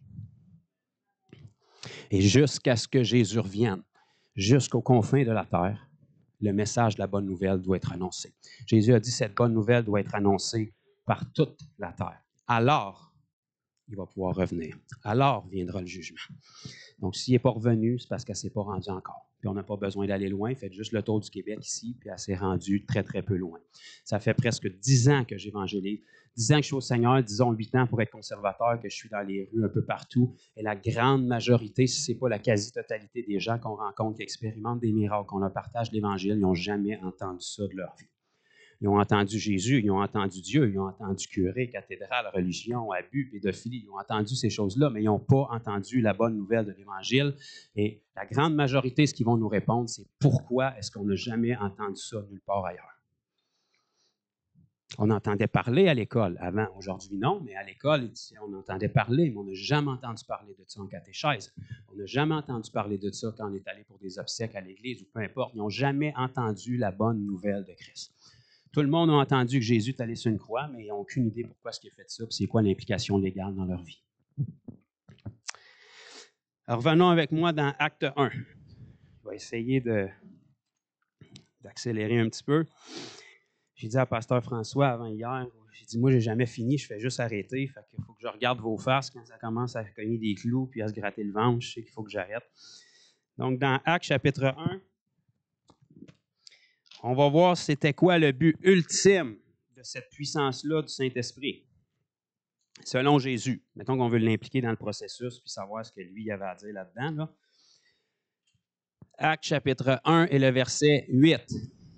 Jésus a dit aux mêmes personnes à qui il avait soufflé dessus. OK, ici, on comprend que Jean, chapitre 20, qu'on a lu tantôt après sa résurrection, quand il a soufflé sur ses disciples et il leur a dit « Recevez le Saint-Esprit », c'est les mêmes personnes à qui il va s'adresser ici un petit laps de temps après. Là. Donc, il va dire, verset 8, « Mais vous, qui se vous, les mêmes personnes sur qui il avait soufflé, dans Jean 20, ainsi que d'autres qui ont entendu ce qu'eux avaient à dire et qui se sont rajoutés, 120 environ. Mais vous recevrez quoi? Une puissance. » Ici, Jésus n'est pas en train de faire un sondage. Là. Il est en train de leur annoncer ce qui va arriver. Il n'est pas en train de leur demander leur opinion. Moi, je ne ferais pas ça de même, je ne suis pas d'accord. Ma dénomination ne croit pas ça. Moi, je vois les choses différemment. Non, non, il ne veut pas ton opinion. Vous recevrez. Il vous annonce qu'est-ce qui va arriver. Vous recevrez quoi? Une puissance. Merveilleux, mais qu'est-ce que cette puissance? Je suis content que vous en parliez. Le Saint-Esprit. Merveilleux, mais qu'est-ce qu'il va faire, le Saint-Esprit? Je suis content que vous en parliez aussi. Survenant sur vous. Ah, fait qu'on sait que c'est une puissance, on sait que c'est le Saint-Esprit, puis on sait où est-ce qu'il s'en va. Pas juste dans notre petit cœur pour nous changer puis faire de nous des nouvelles créatures, mais il veut venir sur nous. Ça, c'est de l'eau. Je peux la boire. Elle est en moi. Si je prends la même eau puis je m'avide sur la tête, elle ne sera pas en dedans de moi, c'est la même eau, mais elle va être sur moi. Vous comprenez le principe? Ce n'est pas deux eaux différentes. Là. C'est la même eau à deux endroits différents pour deux buts différents. Pareil, comme il y a juste un Jésus, mais il est allé au bois des Romains pour être meurtri, puis il est allé au bois de la croix de Golgotha pour verser son sang. Vous comprenez? Un Jésus, deux endroits, deux sacrifices pour deux buts spécifiques. Un Saint-Esprit, deux endroits pour deux buts spécifiques. Vous recevrez une puissance, le Saint-Esprit survenant sur vous, et on va enfin savoir c'est pour quel but. Vous serez mes témoins. OK. Pas de Jéhovah, là, de Jésus-Christ. Vous serez mes témoins. Mais où donc, Jésus? Je suis content que vous en parliez aussi. À Jérusalem, dans la Judée, dans la Samarie. Jusque-là, tout le monde est exempté. On peut dormir. Mais jusqu'aux extrémités de la terre, comme Montmagny, Charny, Québec, Saint-Malachie. Pas quand est-ce qu'il est devenu Saint-Malachie, mais en tout cas. Donc, le but du Saint-Esprit, si vous n'aviez pas lu les petites écritures en bas du contrat, c'est pas négociable. Si le Seigneur te donne le précieux don de la puissance du Saint-Esprit qui vient sur toi, c'est pour ce but-là, pour être un témoin. Pourquoi est-ce qu'il te donne la puissance? C'est parce qu'il sait que si tu ne l'as pas, tu vas trouver la charge très lourde. Parce que si tu n'as pas la puissance du Saint-Esprit, il faut que tu y ailles avec ta puissance. Puis si tu y vas avec ta puissance, les gens ne seront pas tellement impressionnés par ça. Mais si les apôtres qui avaient été formés par Jésus lui-même, qui ont passé 3 ans et demi, presque 24 heures sur 24 avec ce Jésus-là, c'était les gens les mieux formés de la planète, avaient besoin de ce Saint-Esprit-là, je trouve ça un peu inquiétant qu'aujourd'hui, on ose dire qu'on n'en a pas nécessairement de besoin. Si ces gens-là ont donné leur vie pour qu'on puisse être sauvés aujourd'hui en témoignage, je trouve ça un peu inquiétant aujourd'hui que nous, on pense que c'est la job des autres ou qu'un ange va redescendre du ciel pour prêcher l'Évangile ou que c'est le travail juste des évangélistes ou je ne sais plus trop quelle autre excuse ou que le Saint-Esprit s'est évaporé en même temps que la mort de Jean sur l'île de Patmos ou je ne sais plus exactement quelle autre excuse qu'on peut prendre, mais la Bible nous dit que le Saint-Esprit était déversé pour qu'on soit des témoins. Donc, tant qu'il va rester un inconverti sur la planète ou que Jésus ne sera pas revenu, on est encore appelé à être des témoins. Donc, ce même Saint-Esprit-là doit être disponible pour nous pour qu'on soit des témoins. Ça, c'est la puissance de Dieu qui vient nous revêtir. Et regardez bien ici ce que ça dit. Ça dit « Et vous serez mes témoins ». Ça ne dit pas « Et vous ferez du témoignage ». Ça dit « Vous serez ». Parce qu'il y en a qui savent « serez », c'est quel verbe? Être. Être. Témoigner, ce n'est pas quelque chose qu'on fait, c'est quelque chose qu'on est. On devient des témoins. Et parce qu'on a des témoins, oui, on témoigne. Mais pour témoigner, il faut avoir été témoin de quelque chose. Si tu t'en vas en cours pour témoigner et tu n'étais pas présent et tu n'as jamais entendu parler de la personne, tu n'as rien d'important à apporter au dossier. Si tu t'en vas en cours, tu n'as pas besoin de te préparer parce que tu t'en vas témoigner de ce que tu as vécu. Quand les religieux ont voulu faire taire les apôtres, qu'est-ce qu'ils ont dit? Ils ont dit, faites ce que vous voulez, mais nous autres, de notre côté, nous ne pouvons pas ne pas parler de ce que nous avons vu et entendu. On a trop vécu de choses avec Jésus. On a trop vécu de choses depuis sa résurrection. Dieu a trop fait de choses à travers nos mains. Peu importe ce que vous allez nous dire ou nous faire, on ne se fermera pas la bouche, puis on va témoigner de ce qu'on a vu et de ce qu'on a entendu. Tu n'es pas d'accord, c'est contre ta religion, c'est contre ta dénomination, tu vois les choses différemment, c'est ton affaire. Moi, je vais te dire ce que j'ai vécu. Je vais te dire ce que Jésus a fait pour moi. Je vais te dire ce que Jésus a fait en moi. Je vais te dire ce que Jésus a fait à travers moi. C'est à toi de voir ce que tu vas faire avec. Mais moi, mon travail, c'est d'être un témoin. Un témoin, c'est quelqu'un qui vit des choses et qui en rend témoignage après. Donc, dès le moment quand que ton cœur est changé, ta vie est transformée, puis que la puissance du Saint-Esprit vient sur toi, même si tu ne connais rien de la Bible, tu as un témoignage à donner. Tu peux témoigner, je ne sais pas ce qui m'est tombé dessus, mais selon la Bible, ça serait le Saint-Esprit. Je ne sais pas comment ça s'est fait, mais selon la Bible, c'est tombé sur moi. Je ne sais pas exactement c'était quel voltage, mais c'était puissant, puis ça a changé ma vie. Ça m'a rempli d'une façon extraordinaire. J'ai senti quelque chose sur moi. Je me suis mis à parler dans des langues que je ne connaissais pas. Puis c'était pas juste pour faire le fou, parce qu'à chaque fois que je fais ça, ça transforme mon cœur, ça transforme ma façon de penser. Et puis là, je peux te témoigner de ce que j'ai vécu. Puis si tu n'es pas d'accord, ben c'est ton affaire, mais je peux aussi te démontrer que ce que j'ai vécu est vrai en priant pour toi pour que tu puisses expérimenter la même chose. Là, on devient des témoins et on peut rendre témoignage parce qu'on a vécu quelque chose. Tu demandes à un homme de te parler de sa femme, si ça fait longtemps qu'il est avec, il n'y aura pas de misère à le faire. S'il ne la connaît pas, il peut en parler d'une manière superficielle. Okay? Moi, je connais Donald Trump, disons, mais je ne l'ai jamais rencontré. Je ne peux pas vraiment dire que je le connais. J'ai appris des informations sur lui. Mais si on se voit dans la rue et j'y fais un tata, probablement qu'il n'aura aucune idée je suis qui. Mais je peux dire, pourtant, je le connais. J'ai écouté plein de reportages, j'ai lu des livres sur lui, mais je ne le connais pas réellement. J'ai entendu parler de lui. Mais lorsque tu connais quelqu'un réellement, lorsque tu as vécu une expérience concrète, tu es capable de partager ton expérience parce que tu l'as vécue. C'est pour ça que la chrétienté est différente de toutes les religions sur la planète parce qu'elle débute par une expérience. Pas une expérience mentale et intellectuelle, pas une philosophie auquel on a décidé d'adhérer, une expérience personnelle. Dieu vient nous chercher où est-ce qu'on est. On a tous des arrière-plans différents.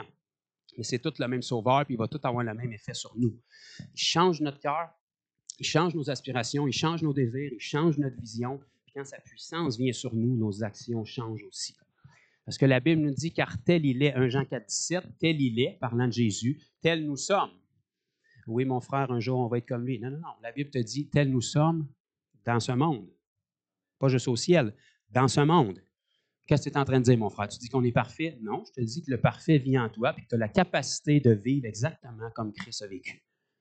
Si tu fais les pas de foi dessus, l'obéissance, puis tu y mets la persévérance. Pourquoi? Parce que c'est de là que le mot chrétien vient. Vous savez que chrétien, là, ça a apparu dans Acte 12 à Antioche, puis ça veut dire petit Christ, mini Jésus-Christ, porteur du Christ, imitateur du Christ.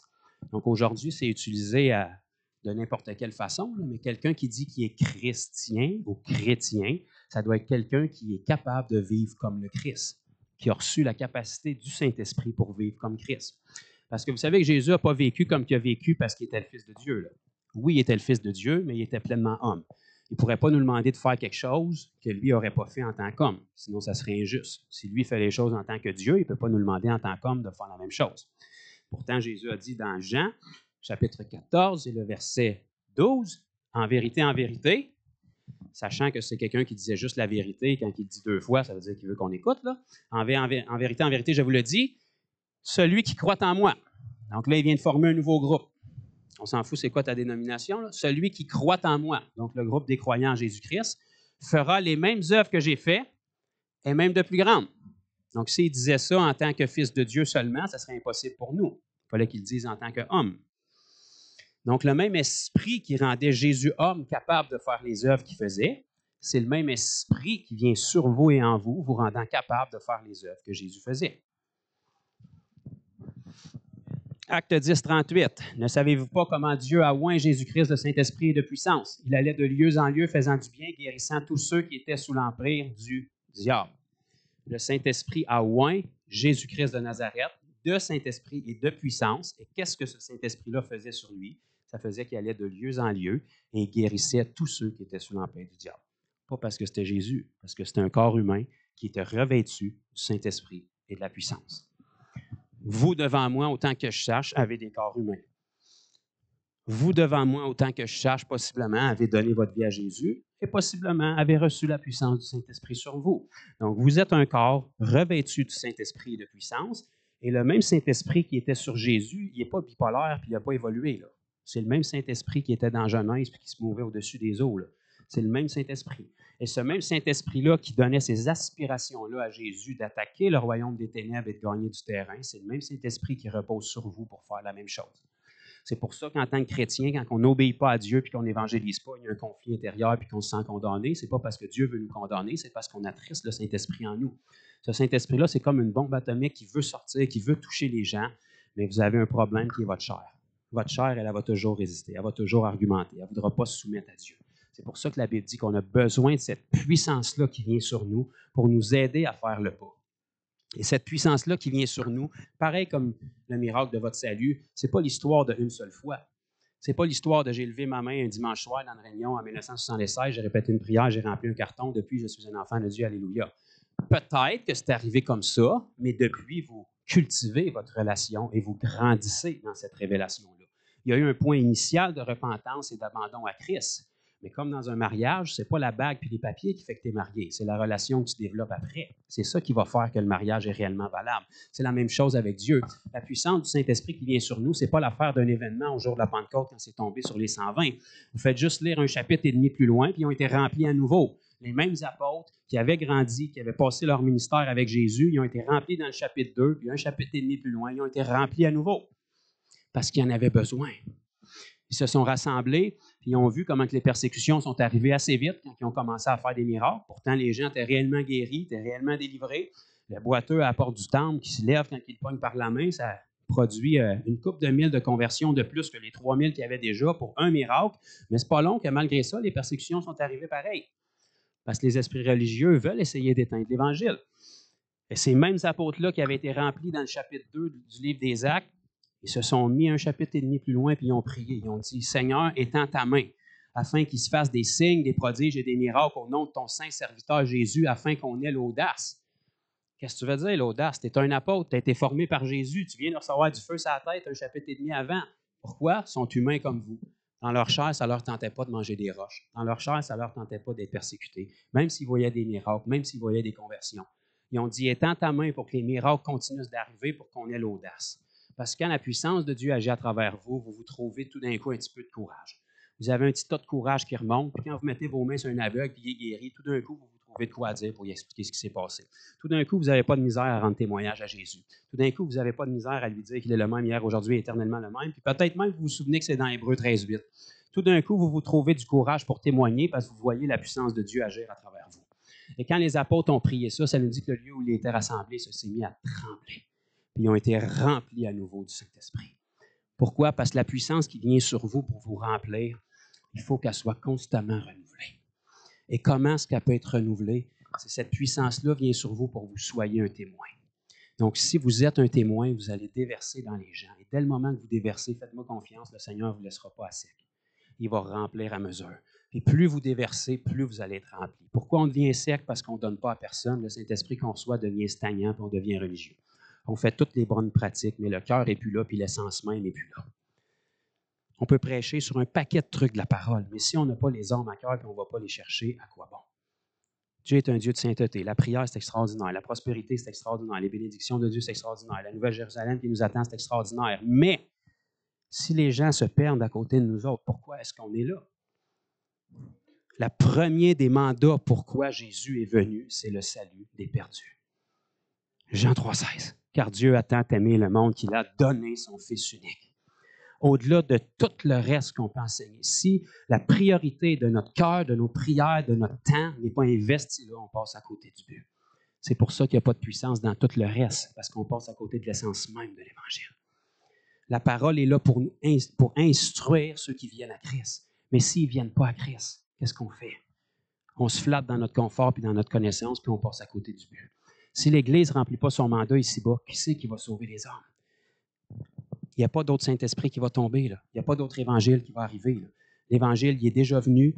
Les fondations ont déjà été posées. C'est les apôtres et les prophètes. Le Saint-Esprit est déjà déversé. Puis jusqu'à ce que Jésus revienne, vous êtes l'équipe d'élite que le Seigneur a, puis moi aussi. Il n'y a pas d'autres renforts qui s'en viennent. Il n'y a pas d'anges qui vont tomber du ciel de plus. Ils viennent à notre aide, ils viennent à notre renfort, mais ils n'ont pas le droit de guérir les malades, ils n'ont pas le droit de chasser les démons, puis ils n'ont pas le droit d'annoncer l'Évangile. Ce n'est pas leur mandat, c'est le nôtre. Ils vont venir à notre aide pendant qu'on fait ça, mais ça doit être nous qui remplit notre mandat. Allez par toute la terre, prêchez la bonne nouvelle à toute la création. Puis les signes vont vous accompagner. Et c'est pour ça que la puissance du Saint-Esprit est nécessaire. Dès le moment que tu déverses dans des gens, le Seigneur peut te remplir. C'est le même principe qu'une batterie d'auto. Hein. Vous pouvez l'acheter flambant neuve, la mettre dans votre cabanon, puis un an après, elle va être vide, même si elle est encore scellée, parce qu'elle n'a pas fonctionné. La pile est faite pour que ça circule. Une batterie d'auto, c'est faite pour que ça sorte, puis l'alternateur en fait rentrer. Puis là, ça fonctionne, puis c'est fait comme ça. Un croyant, il est supposé d'être pas un réservoir, mais d'être un canal. Dieu remplit pour que ça coule. Dieu remplit pour qu'on devienne une source de bénédiction. Dieu remplit notre bouche pour qu'on puisse parler. Mais s'il remplit ta bouche et tu ne parles pas, ça va se corrompre, ça va te faire plus de tort à toi et puis aux autres que s'il te l'avait donné. Il faut qu'on se rouvre la bouche. Puis ça ne me dérange pas qui vous êtes, puis ça fait des années que je le fais. C'est inconfortable pour notre chair. Puis je peux vous dire que la puissance de Dieu et les miracles sont une clé qui vont vous aider à ouvrir la bouche. Si vous ne savez pas où commencer, puis vous ne savez pas quoi dire, puis vous avez peur de la réaction des gens et de leur jugement, il y a un langage qui est universel. Ça ne dérange pas tes qui et tes croyances. Si tu as mal quelque part, tu vas être guéri. Au-delà des croyances. On va mettre Jésus de côté une minute. Tu as mal quelque part, je peux t'aider. La façon que je vais le faire, on s'en fout. Laisse-moi juste te montrer quelque chose. Laisse-moi toucher ton problème. Laisse-moi parler à ton problème, puis on jasera après. Qu'est-ce qui arrive si Jésus guérit à travers vous? Qu'est-ce qui arrive si vous dites être croyant, mais que quand les chrétiens prient pour un malade et il est guéri, ils sont plus surpris que le malade qui soit guéri. Ça démontre qu'ils ne croyaient pas vraiment qu'il allait être guéri, même s'ils disaient qu'il était croyant. Qu'est-ce qui arrive si Dieu passe à travers vous? Qu'est-ce qui arrive si une fois que la personne est guérie, elle vous regarde comme si c'était un ange descendu du ciel, puis elle regarde vos mains, puis elle dit « Comment vous avez fait ça? » Puis là, tout ce que vous avez à dire, c'est « Laisse-moi te parler d'un être extraordinaire qui s'appelle Jésus. » Ils ont parlé de lui d'un livre assez connu qui s'appelle la Bible. Tu en as peut-être déjà entendu parler, tu as peut-être ton opinion sur lui, mais c'est ce Jésus-là qui vient de te guérir. Puis s'il est capable de faire ça avec ton corps en 10 secondes, imagine ce qu'il peut faire avec ta vie si tu lui donnes. Serais-tu intéressé que je t'en parle? As-tu 5 minutes qu'on aille prendre un café? Puis c'est comme ça que ça commence. Puis ça fait 2000 ans que c'est comme ça.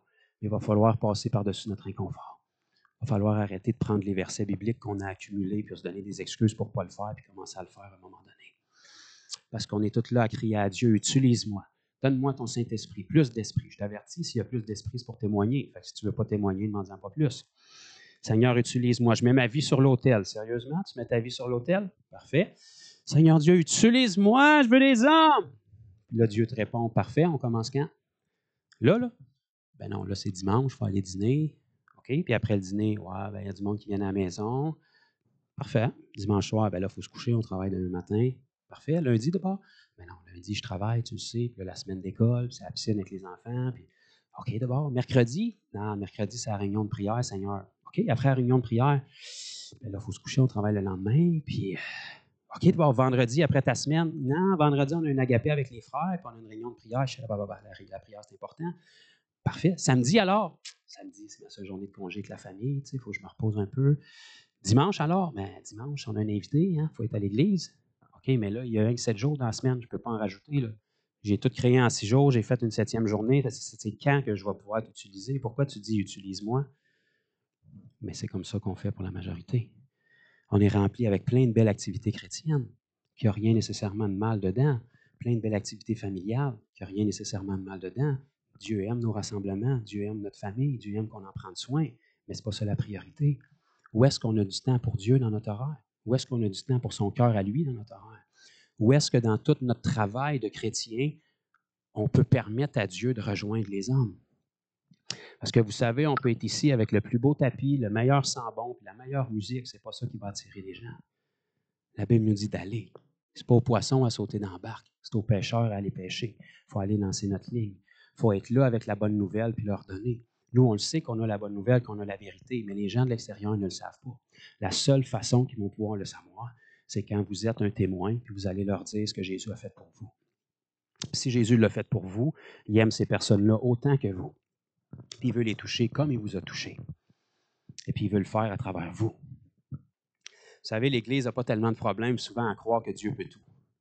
Ah, Dieu est grand, il est omniprésent, omnipotent, omniscient. On a même inventé des mots pour le décrire. Il peut tout, il est omnipotent, il est omniprésent, il est partout, puis il est omniscient, il sait tout. Alléluia. Dieu est merveilleux. Ça, mes amis, ce n'est pas de la foi. C'est une simple logique. Croire que Dieu peut tout, ça, c'est facile. La foi, selon Dieu, c'est croire qu'il peut tout à travers toi. Ça demande de la foi. Ah, Dieu est capable de te guérir. Parfait, guéris-moi. Ben là, écoute, c'est peut-être pas là, c'est peut-être pas le temps, peut-être les étoiles ne sont pas alignées, peut-être pas à travers moi, je ne suis pas évangéliste, je n'ai pas le don de guérison. OK. Fait que Dieu peut tout, mais pas vraiment, dans le fond. Dieu ne redescendra pas du ciel pour venir guérir les gens, sinon tout le monde serait guéri depuis un bout. Puis quand on regarde l'état de la planète, il y a besoin de guérison qui est là. Fait que la source de guérison, c'est qui? C'est vous et moi. La source de délivrance, c'est qui? C'est vous et moi. Fait que la foi, c'est pas de croire que Dieu peut tout, c'est croire Philippiens 4,13 qui nous dit « Je peux tout par celui qui me fortifie ». La puissance vient de Christ, mais ce n'est pas Christ qui va aller guérir les malades. Jésus a dit « Allez, guérissez les malades ». Quand on va guérir les malades ou chasser les démons, on ne parle pas à Dieu de la situation. Nulle part dans la Bible, quelqu'un a prié pour une guérison. Wow, je savais qu'on entendrait des mouches. L'Église moderne passe son temps à prier pour que les gens soient guéris. Nulle part dans la Bible, ça a été fait, sauf dans Jacques quand il prie pour des chrétiens. Jésus a dit, guérissez les malades. Comment est-ce que Jésus guérissait les malades? Lève-toi. Prends ton lit et marche. Va, ta foi t'a guéri. Une phrase, un mot. On ne parle pas à Dieu du problème. On transporte la guérison, t'es malade, tiens, j'ai ça ici. Boum. C'est ça, un ambassadeur du royaume de Dieu. Parler à Dieu d'un problème quand on fait face à un problème pour lequel Christ a déjà payé le prix à la croix, c'est le même principe que si vous seriez policier et vous seriez dans votre voiture en train de voir un voleur voler une banque, vous appelez la centrale et vous dites au caporal, « Caporal, je suis au coin de la rue Johnson et Jean-Guy, puis là, il y a un voleur qui est en train de voler une banque. » D'après moi, c'est le dernier appel que vous allez faire en centrale. Le sergent va vous dire, « Excuse-moi, dépose ton café puis tes beignes. Regarde dans ta ceinture, tu as un fusil, tu as des menottes, tu as une badge, puis tu as même un spray au poivre. Lève tes faufounes, puis va faire ton travail. C'est pour ça qu'on te paye, c'est pour ça qu'on t'a formé, puis c'est pour ça que tu as un diplôme. Tu es une police, appelle pas à la centrale quand il y a un crime. Fais ta job, puis interviens. Attrape le contrevenant. C'est la même chose qu'on fait quand on arrive devant un malade ou un besoin, puis on dit, Père éternel, Dieu d'Abraham, d'Isaac et de Jacob, tu vois cette personne ici qui a besoin. Je te prie maintenant de venir intervenir. Dieu est là, puis il te regarde, puis il dit, un peu, je vais retourner voir dans la Bible si je n'ai pas enlevé les pages. Non, c'est encore là. Luc 10, 19. Je vous ai donné le pouvoir de marcher sur les serpents, les scorpions et sur toute la puissance de l'ennemi. Maintenant, allez par toute la terre, guérissez les malades, chassez les démons, ressuscitez les morts, purifiez les lépreux. Pourquoi tu me reparles de la situation? Là? Je ne retournerai pas sur la croix. Là. Jésus n'a rien de plus à faire. Là. Il ne redescendra pas. Quand il a dit « tout est accompli », ce n'était pas un poème ou une tonne de rap. C'était « tout est accompli ». J'ai plus rien à faire dans le processus. Là, c'est à vous autres. Quand il y a un malade, c'est à vous à prendre ce que vous avez et à lui donner. Donc, si on change certaines choses qu'on a toujours appris qui ne portent pas de résultats, on va commencer à avoir des résultats. Si on commence à appliquer la puissance de Dieu comme Jésus l'appliquait, on va commencer à avoir des résultats. Jésus ne priait jamais le Père pour un miracle. Il arrivait sur la situation, puis boum. Le seul endroit où vous allez voir Jésus parler au Père pour un miracle, c'est quand il a ressuscité Lazare. Puis il ne l'a pas fait pour Dieu ni pour lui, mais pour les gens qui écoutaient. Il a dit, Père, moi je sais que tu m'exauces toujours. Autrement dit, je suis en train de perdre mon temps ici, en train de te parler, mais pour tous ceux qui sont ici. Bon. Mais il n'avait pas besoin de demander la permission à Dieu pour ressusciter les morts. Il était la résurrection et la vie. Il n'avait pas besoin de demander la puissance de Dieu pour que ça se produise. Il était revêtu de la puissance de Dieu. Puis vous aussi, le ressuscité vit en vous. Le même esprit qui a ressuscité Christ d'entre les morts demeure en vous. Pas une version junior, diluée, épuisée 2000 ans plus tard, qui est découragée, qui a hâte que l'enlèvement arrive comme un bateau de sauvetage pour nous sortir d'ici. Non. On devrait avoir de la misère à décoller à l'enlèvement parce qu'on est tellement en feu pour prêcher et qu'il y a encore du monde à sauver. Ça devrait être comme ça. On devrait être passionné pour la cause. Amen. Good job, brother. Donc, vous comprenez quand je dis que c'est abrasif et que ça dépeigne, c'est pas pour nous condamner, c'est pour nous réveiller. Il faut que quelqu'un se lève à un moment donné et dise aux troupes, « Come on est capable. » Si le Seigneur vous a choisi, il savait dans quelle génération on vivrait. Il savait qu'on serait dans une génération où des questions aussi simples que « t'es-tu un gars ou une femme » seraient rendues compliquées. Il savait qu'on vivrait dans cette génération-là. Puis il savait que dans Genèse 1, ça dit encore qu'au départ, il nous a créés hommes et femmes. On a nos réponses, c'est clair, c'est simple, c'est facile. Il savait qu'on vivrait dans cette génération-là. Il savait qu'on vivrait dans une génération où les gens sont fanfarons, irrespectueux à leurs parents, irreligieux, amis de l'argent, qui aiment les fausses doctrines, qui aiment se faire flatter, qui aiment un évangile qui parle juste d'amour et de prospérité, mais jamais de te confronter, de te sanctifier, puis de faire quelque chose avec ta foi. Il savait tout ça. Mais il vous a quand même choisi pour que vous soyez ses ambassadeurs dans cette génération-ci. Avec vos défauts, avec vos faiblesses, perdez pas votre temps. Moïse les a toutes données, les excuses, puis ça n'a pas marché. Il s'est quand même ramassé sa montagne, puis il a quand même passé du temps avec Dieu, puis il est quand même redescendu de là avec la face qui brille comme un lightstick. C'est ça que Dieu veut. Quand vous rentrez dans sa présence puis qu'il vous change de gloire en gloire, c'est pas juste pour que vous ayez un frisson. Quand vous recevez la puissance du Saint-Esprit, c'est pas juste pour faire le bacon à terre. C'est pour être revêtu de la puissance, pour briller puis le représenter dignement. Vous savez que le seul endroit où la lumière va être vue, c'est quand elle est dans les ténèbres. D'allumer une lumière dans une pièce qui est plein clair ou en plein jour, ça ne paraît pas qu'elle est allumée. Pourtant, elle est allumée. Mais pour que notre lumière brille, ce n'est pas ici, quand on est rassemblés dans un endroit où est-ce qu'on est toutes des lumières ensemble. C'est quand on s'en va dans les ténèbres. Là, la lumière devient utile. Quelqu'un qui est dans les ténèbres, il ne sait pas son besoin de lumière jusqu'à temps qu'il envoie une lumière. Dès le moment qu'il voit une lumière, il fait « Wow! Je peux voir où est-ce que le chemin s'en va. Je peux voir qu'il y a plus que ce que je voyais jusqu'à présent. J'étais aveuglé, je ne voyais rien, mais là, la lumière est venue, ça m'a éclairé, puis je sens qu'il y a plus pour moi. » La lumière est venue dans le monde, mais les siens ne l'ont pas reçue. Mais à tous ceux qui l'ont reçue, elle a donné le pouvoir de devenir enfants de Dieu. Jean, chapitre 1, versets 12 et 13. C'est dans nos Bibles, pour ceux qui aiment les versets. Je pourrais continuer à vous prêcher la Bible comme ça jusqu'à Pentecôte la semaine prochaine. Parce que cette parole-là, je la trouve merveilleuse. Cette parole-là, elle me remplit depuis des années. Cette parole-là, je la vis depuis des années. Je me suis rendu compte que quand on fait simplement faire ce que la Bible nous dit, puis on va vers les gens, puis on guérit les malades, puis on chasse les démons, puis on leur dit comment Dieu est réel, il va toujours en avoir quelque part qui sont interpellés puis qui se repentent. Puis quand eux deviennent disciples, puis qu'on les ensevelit dans les eaux du baptême, puis qu'ils ressortent, puis que la puissance du Saint-Esprit vient sur eux, eux ont un cercle d'influence que vous n'avez pas. Eux ont de la famille que vous n'avez pas. Eux ont des amis que vous n'avez pas. C'est comme ça que l'Évangile se répand. Parce que peu importe comment extraordinaire vous êtes, vous ne pouvez pas toucher le monde entier. Jésus, qui était l'image parfaite de Dieu, n'était pas capable de toucher le monde entier à une seule personne dans un seul corps. Il a dit, la moisson est grande, mais il y a peu d'ouvriers. Il a formé les 12 apôtres, puis ce n'était pas suffisamment encore. Il en a envoyé 70 dans Luc 10, puis ce n'était pas suffisant encore. Il y en a eu 3000 plus les 120 au jour de la Pentecôte. Ça fait 3120, puis ce n'était pas suffisant encore. Ils se sont ramassés 5000 pas longtemps après, puis ce n'était pas suffisant encore. Puis ça doit continuer de grandir. Mais si on fait du surplace, puis on vit dans la nation la plus athée, la plus incrédule, puis la moins christianisée au Québec, pas parce que Dieu n'aime pas le Québec, puis il est en pause, puis il n'est pas capable de rentrer aux frontières du Québec parce qu'il y a trop de ténèbres. C'est parce qu'à quelque part, on est devenu confortable, puis on s'est assis sur notre salut. Puis parce qu'on a saisi que le salut est par la grâce, puis pas par les œuvres, on a pensé que c'est plus bon de faire des œuvres. Tu es sauvé pour des œuvres. Si tu ne fais pas d'œuvres, qu'est-ce qui te dit que tu es sauvé? Quel salut tu as eu? Les œuvres sont là pour te confirmer qu'il y a eu un changement de cœur qui est là. Si ton cœur est changé, puis tu es passionné par Dieu, ton désir devrait être de faire comme Jésus faisait. Jésus faisait tellement d'œuvres qu'on ne savait pas où les mettre. Puis les religieux avaient le culot de venir y dire, mais quelle œuvre tu fais pour qu'on croie en toi? L'incrédulité, c'est ça. Ce n'est pas une question de miracle, c'est une question de cœur. Les gens qui veulent être incrédules, peu importe le miracle qu'ils vont voir, ils vont rester incrédules. Mais les gens qui ont faim et soif de vérité, même s'ils ont leur opinion sur la religion, quand ils vont expérimenter ce Dieu d'amour-là à travers vous, en toute simplicité. Si le Seigneur avait besoin des canaux parfaits, il ne pourrait pas travailler jamais. Il a besoin des gens disponibles. Tout ce que Dieu veut, c'est votre oui dans votre cœur puis dans votre temps. Tassez du temps dans votre horaire pour qu'il puisse vous utiliser. Plantez-vous sur vos genoux pour que si vous avez été baptisé du Saint-Esprit, d'être rafraîchi encore, pour que ce feu-là brûle sur vous puis en dedans de vous puis que vous deveniez contagieux. Vous savez que la majorité des inconvertis ne veulent pas de Jésus quand on leur parle parce qu'ils regardent à votre vie et ils ne veulent pas la vie que vous avez. Ça, c'est un corps d'amène. Mais c'est ça quand même. La majorité des chrétiens ne veulent même pas la vie qu'ils ont. Comment est-ce que tu veux qu'il l'offre à quelqu'un? Deviens chrétien. Pourquoi? Mais là, c'est le vendredi soir d'évangélisation, c'est ça qu'il faut dire. Pourquoi je deviendrais comme toi?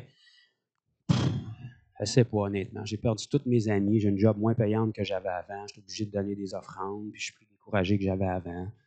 Ah, si ça ne te fait rien, je vais rester comme que je suis. Mais quand quelqu'un te demande pourquoi je devrais devenir comme toi, tu es supposé d'avoir quelque chose à lui répondre. C'est une merveilleuse question. J'attendais juste ça. Toute ma vie, j'ai été perdu, j'avais un vide en dedans, je ne savais pas comment le combler, j'ai essayé tout. Mais quand j'ai rencontré Christ, il a tellement changé ma vie, même s'il est invisible, il est plus réel que tout ce que je connais. Mon cœur est passionné, enflammé. C'est lui qui m'amène au lit le soir, qui me réveille le matin. Je vis pour une chose, le faire connaître. Si sa grâce est étendue vers moi alors que je ne le connaissais pas, elle peut s'étendre vers toi, même si tu ne le connais pas. Ça ne me dérange pas dans quelle misère que tu es, mon Dieu peut intervenir dans ta situation. Donne-moi ta main, laisse-moi prier, laisse-moi te parler de Jésus. Tu peux penser que je suis fou et me ridiculiser, ça ne me dérange pas, j'ai rien à perdre, ma vie, je l'ai déjà perdue. La première chose que Dieu m'a demandé d'abandonner, c'est ma vie. Tu vas faire quoi? Tu vas me tuer? Tu vas me changer mon adresse. Ça ne changera rien. Laisse-moi prier pour toi. Laisse-moi te dire que Jésus est bon. Tu peux me persécuter, me ridiculiser, puis vouloir me couper de ta liste d'amis, mais mec, tu as besoin, sache que moi, je vais être là. Peu importe ce que tu vas avoir dit sur moi, je vais répondre au téléphone, mec, t'appelles. Peu importe combien de temps tu vas m'avoir persécuté. Quand tu vas avoir un besoin, parce que c'est une question de temps, tu vas avoir un besoin. Sache que tu peux revenir vers moi. Je ne te jugerai pas, je ne te condamnerai pas. Je vais prier pour toi. Puis mon Jésus peut changer ta vie. Ça devrait être ça, notre réponse. Pourquoi? Parce qu'on expérimente Jésus. Si tu viens à l'église et tu ne rencontres pas Jésus, qu'est-ce que tu as fait? Si tu rentres dans ton lieu de prière et tu ne rencontres pas Jésus, qu'est-ce que tu as fait? Si tu te plantes sur tes genoux et tu pries pendant 1 heure, même si tu pleures et tu as gagné le tapis, si tu n'as pas rencontré Jésus, qu'est-ce que tu as fait? Nos pratiques chrétiennes sont là pour accéder à Christ, pas pour faire des BA. Et si Dieu nous visite, à un moment donné, il ne vient pas juste pour nous visiter, il vient pour habiter. On va demeurer dans sa présence, on va transporter cette présence-là. C'est ça que les gens du monde vont vouloir. Alléluia. Je vais arrêter là.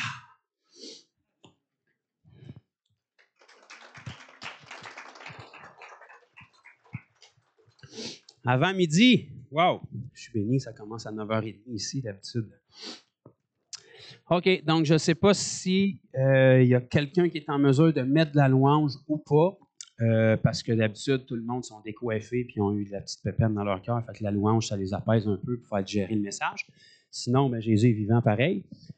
Donc, autrement de ça, on va prier, parce que ça aussi, c'est encore dans la Bible. Pas pour faire une religion, mais parce que quand on prie, le Seigneur veut rencontrer les besoins. On va guérir, parce que moi, je ne guéris pas, mais le Jésus qui vient en moi veut vous guérir, veut vous rencontrer. Puis il n'a pas besoin de moi, mais c'était son idée. Puis il a décidé de faire de moi un canal, comme pour vous. Donc, on veut prier pour vos besoins. Si vous avez des besoins, même si vous avez mal à un cheveu, on veut prier pour. Si vous avez des petits amis invisibles ou en d'autres mots, que vous êtes oppressé dans vos pensées, tourmenté, cauchemar, somnambule, insomnie, dépression, oppression, haute pression, toutes les ondes. S'il y a quoi que ce soit qui vous tient captif, peu importe ce que c'est, ça peut être n'importe quoi. En passant, mon père a déjà prié pour une dame, elle, son oppression, c'est qu'à tous les fois qu'elle se fermait les yeux, elle avait un jambon au-dessus de sa tête et elle avait peur de se faire écraser. Fait que ça ne me dérange pas c'est quoi que le diable a en réserve. Si tu es captif, tu es oppressé et tu n'es pas libre, le Seigneur ne veut pas ça, parce que celui que le Fils rend libre est réellement. Voilà. Donc, on veut prier pour vous. Si vous ne connaissez pas Christ, wow, je ne sais pas ce que vous faites ici, mais vous êtes à la bonne place, il faut prendre votre décision aujourd'hui. OK? Aujourd'hui, c'est une journée merveilleuse pour être sauvé, parce que Dieu a parlé de cette journée-là dans la Bible. Il a dit « Aujourd'hui est le jour du salut ». Il ne veut pas que vous repartiez une journée de plus sans le connaître.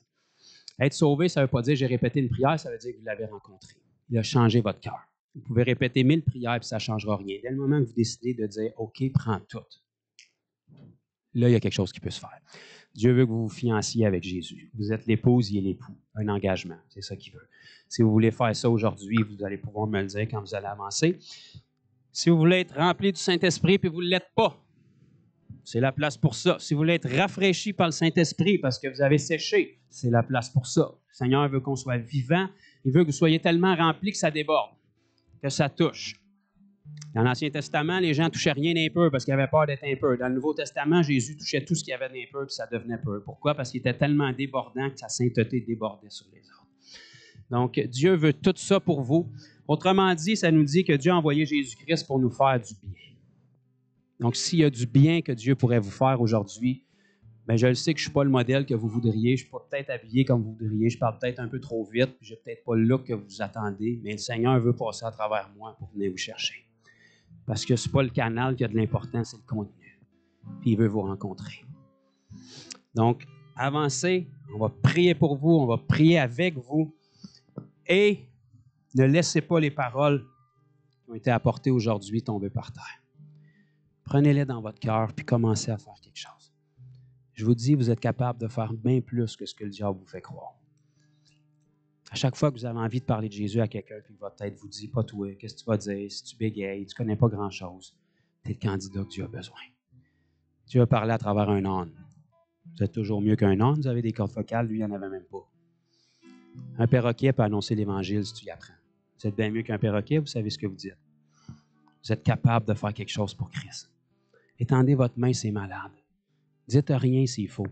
Votre pas d'obéissance, le Seigneur va l'honorer. Vous allez être surpris de voir comment les gens sont plus en désir de connaître Christ que vous le pensez.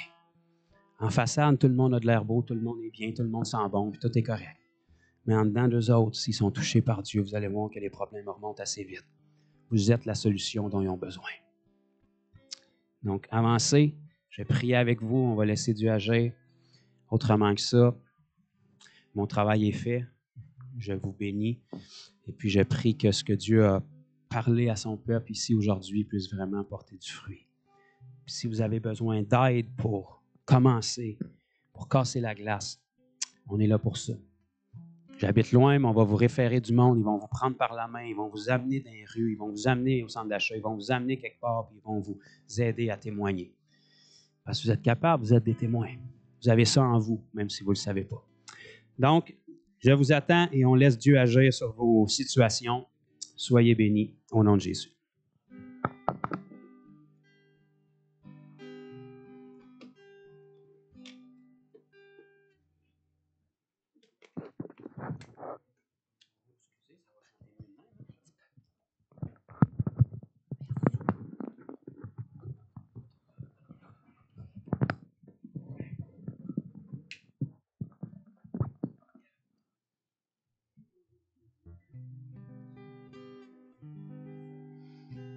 Maître des étoiles, Seigneur des saisons, toujours je vivrai, élevant ton nom, amour de mon cœur, Dieu venu sauver. Merci pour la croix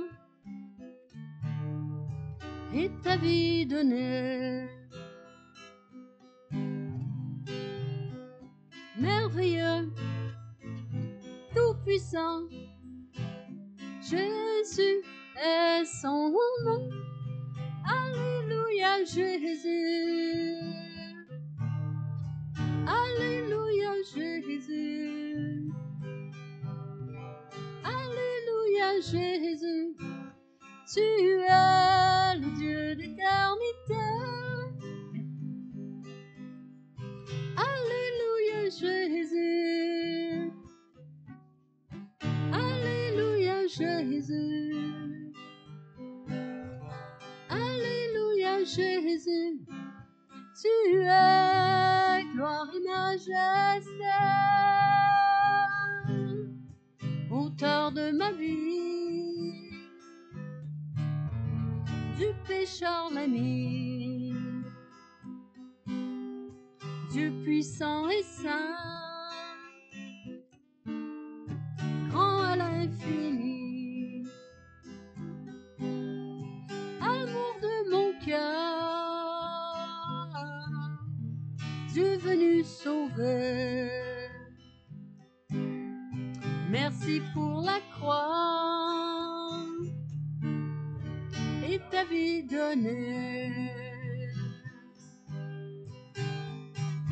Merveilleux, tout-puissant, bienveillant, tu es le plus grand. Merveilleux, tout-puissant, Jésus est son nom. Alléluia Jésus. Alléluia Jésus. Alléluia Jésus. Tu es l'éternité. Alléluia Jésus. Alléluia Jésus. Alléluia Alléluia Jésus, tu es gloire et majesté. Gloire et majesté, oh Jésus. Gloire et majesté.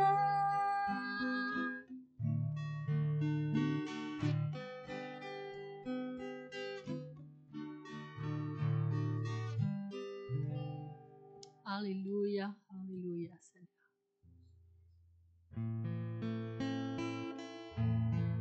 Seigneur, mon seul appui est en toi. Toi seul t'es agissant, Seigneur.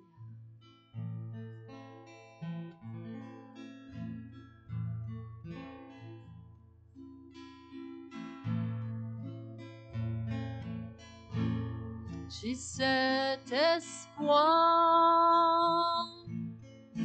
tel une encre pour mon âme. Dans la tempête, je m'appuie sur toi. Dans ton amour, toutes mes craintes disparaissent.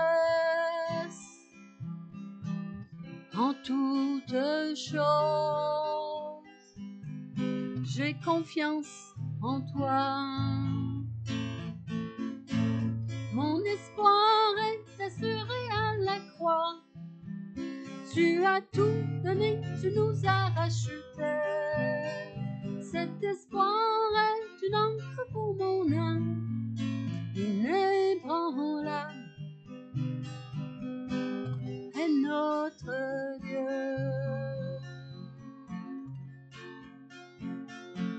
Dieu éternel, tu étais et tu seras toujours fidèle, toujours près de moi.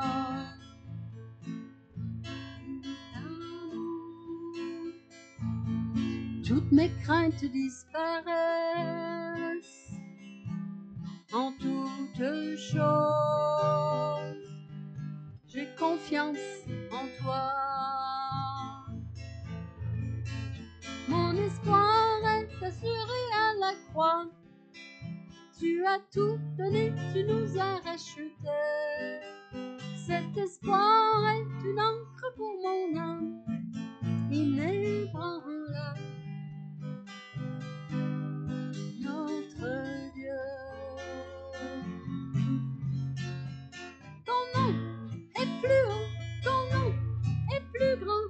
Mon espoir est en toi. Ta parole est certaine, tes promesses sont parfaites. Mon espoir est en toi. Mon espoir est assuré à la croix. Tu as tout donné, tu nous as rachetés. Cet espoir est une encre pour mon âme, inébranlable est notre Dieu.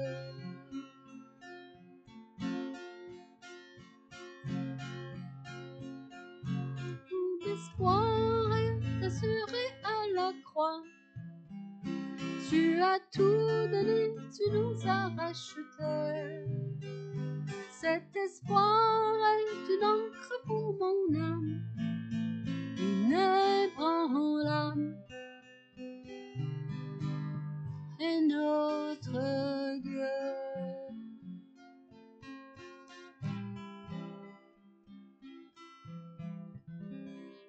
Alléluia, alléluia, alléluia.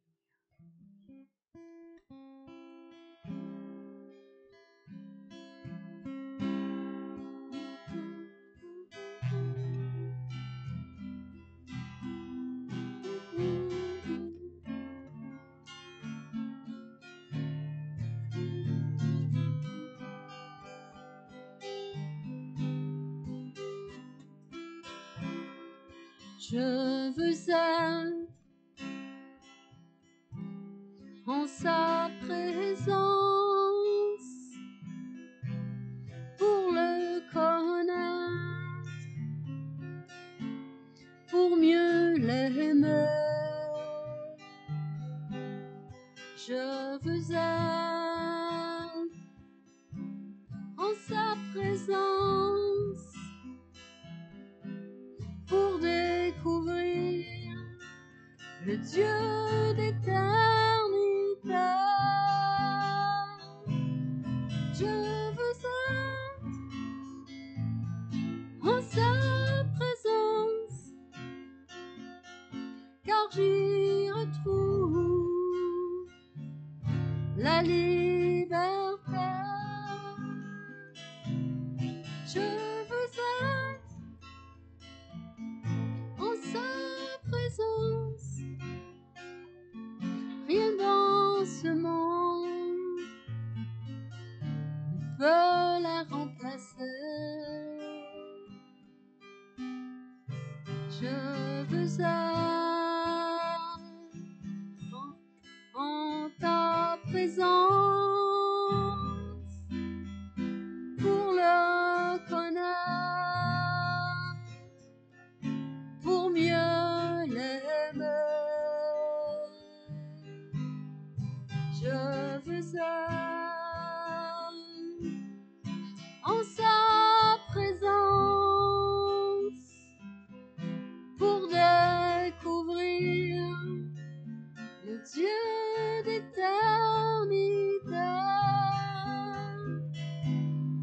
Je veux être en sa présence, car j'y retrouve la liberté. Je veux être en sa présence, rien dans ce monde ne peut la remplacer. Jésus, Jésus, on a besoin de ta présence. Viens prendre la place qui te revient dans nos cœurs, dans nos pensées, Seigneur. Jésus, nous nous tenons en sa présence et je sais qu'il y a des anges tout autour. Élevons nos mains vers Jésus. Nous nous tenons en sa présence en cet instant. Nous nous tenons en sa présence et je sais qu'il y a des anges tout autour. Élevons nos mains vers Jésus. Nous nous tenons en sa présence en cet instant. Nous nous tenons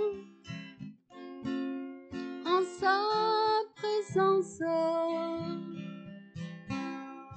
et je sais qu'il y a des anges tout autour. Élevons nos mains vers Jésus.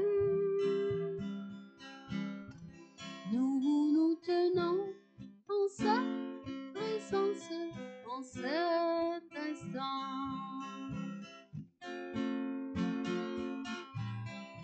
Alléluia.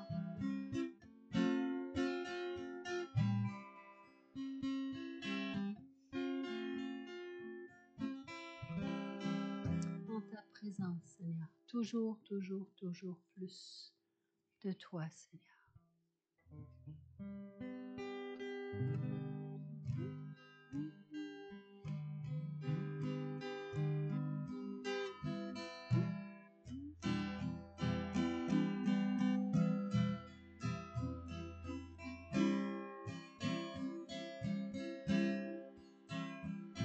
Le roi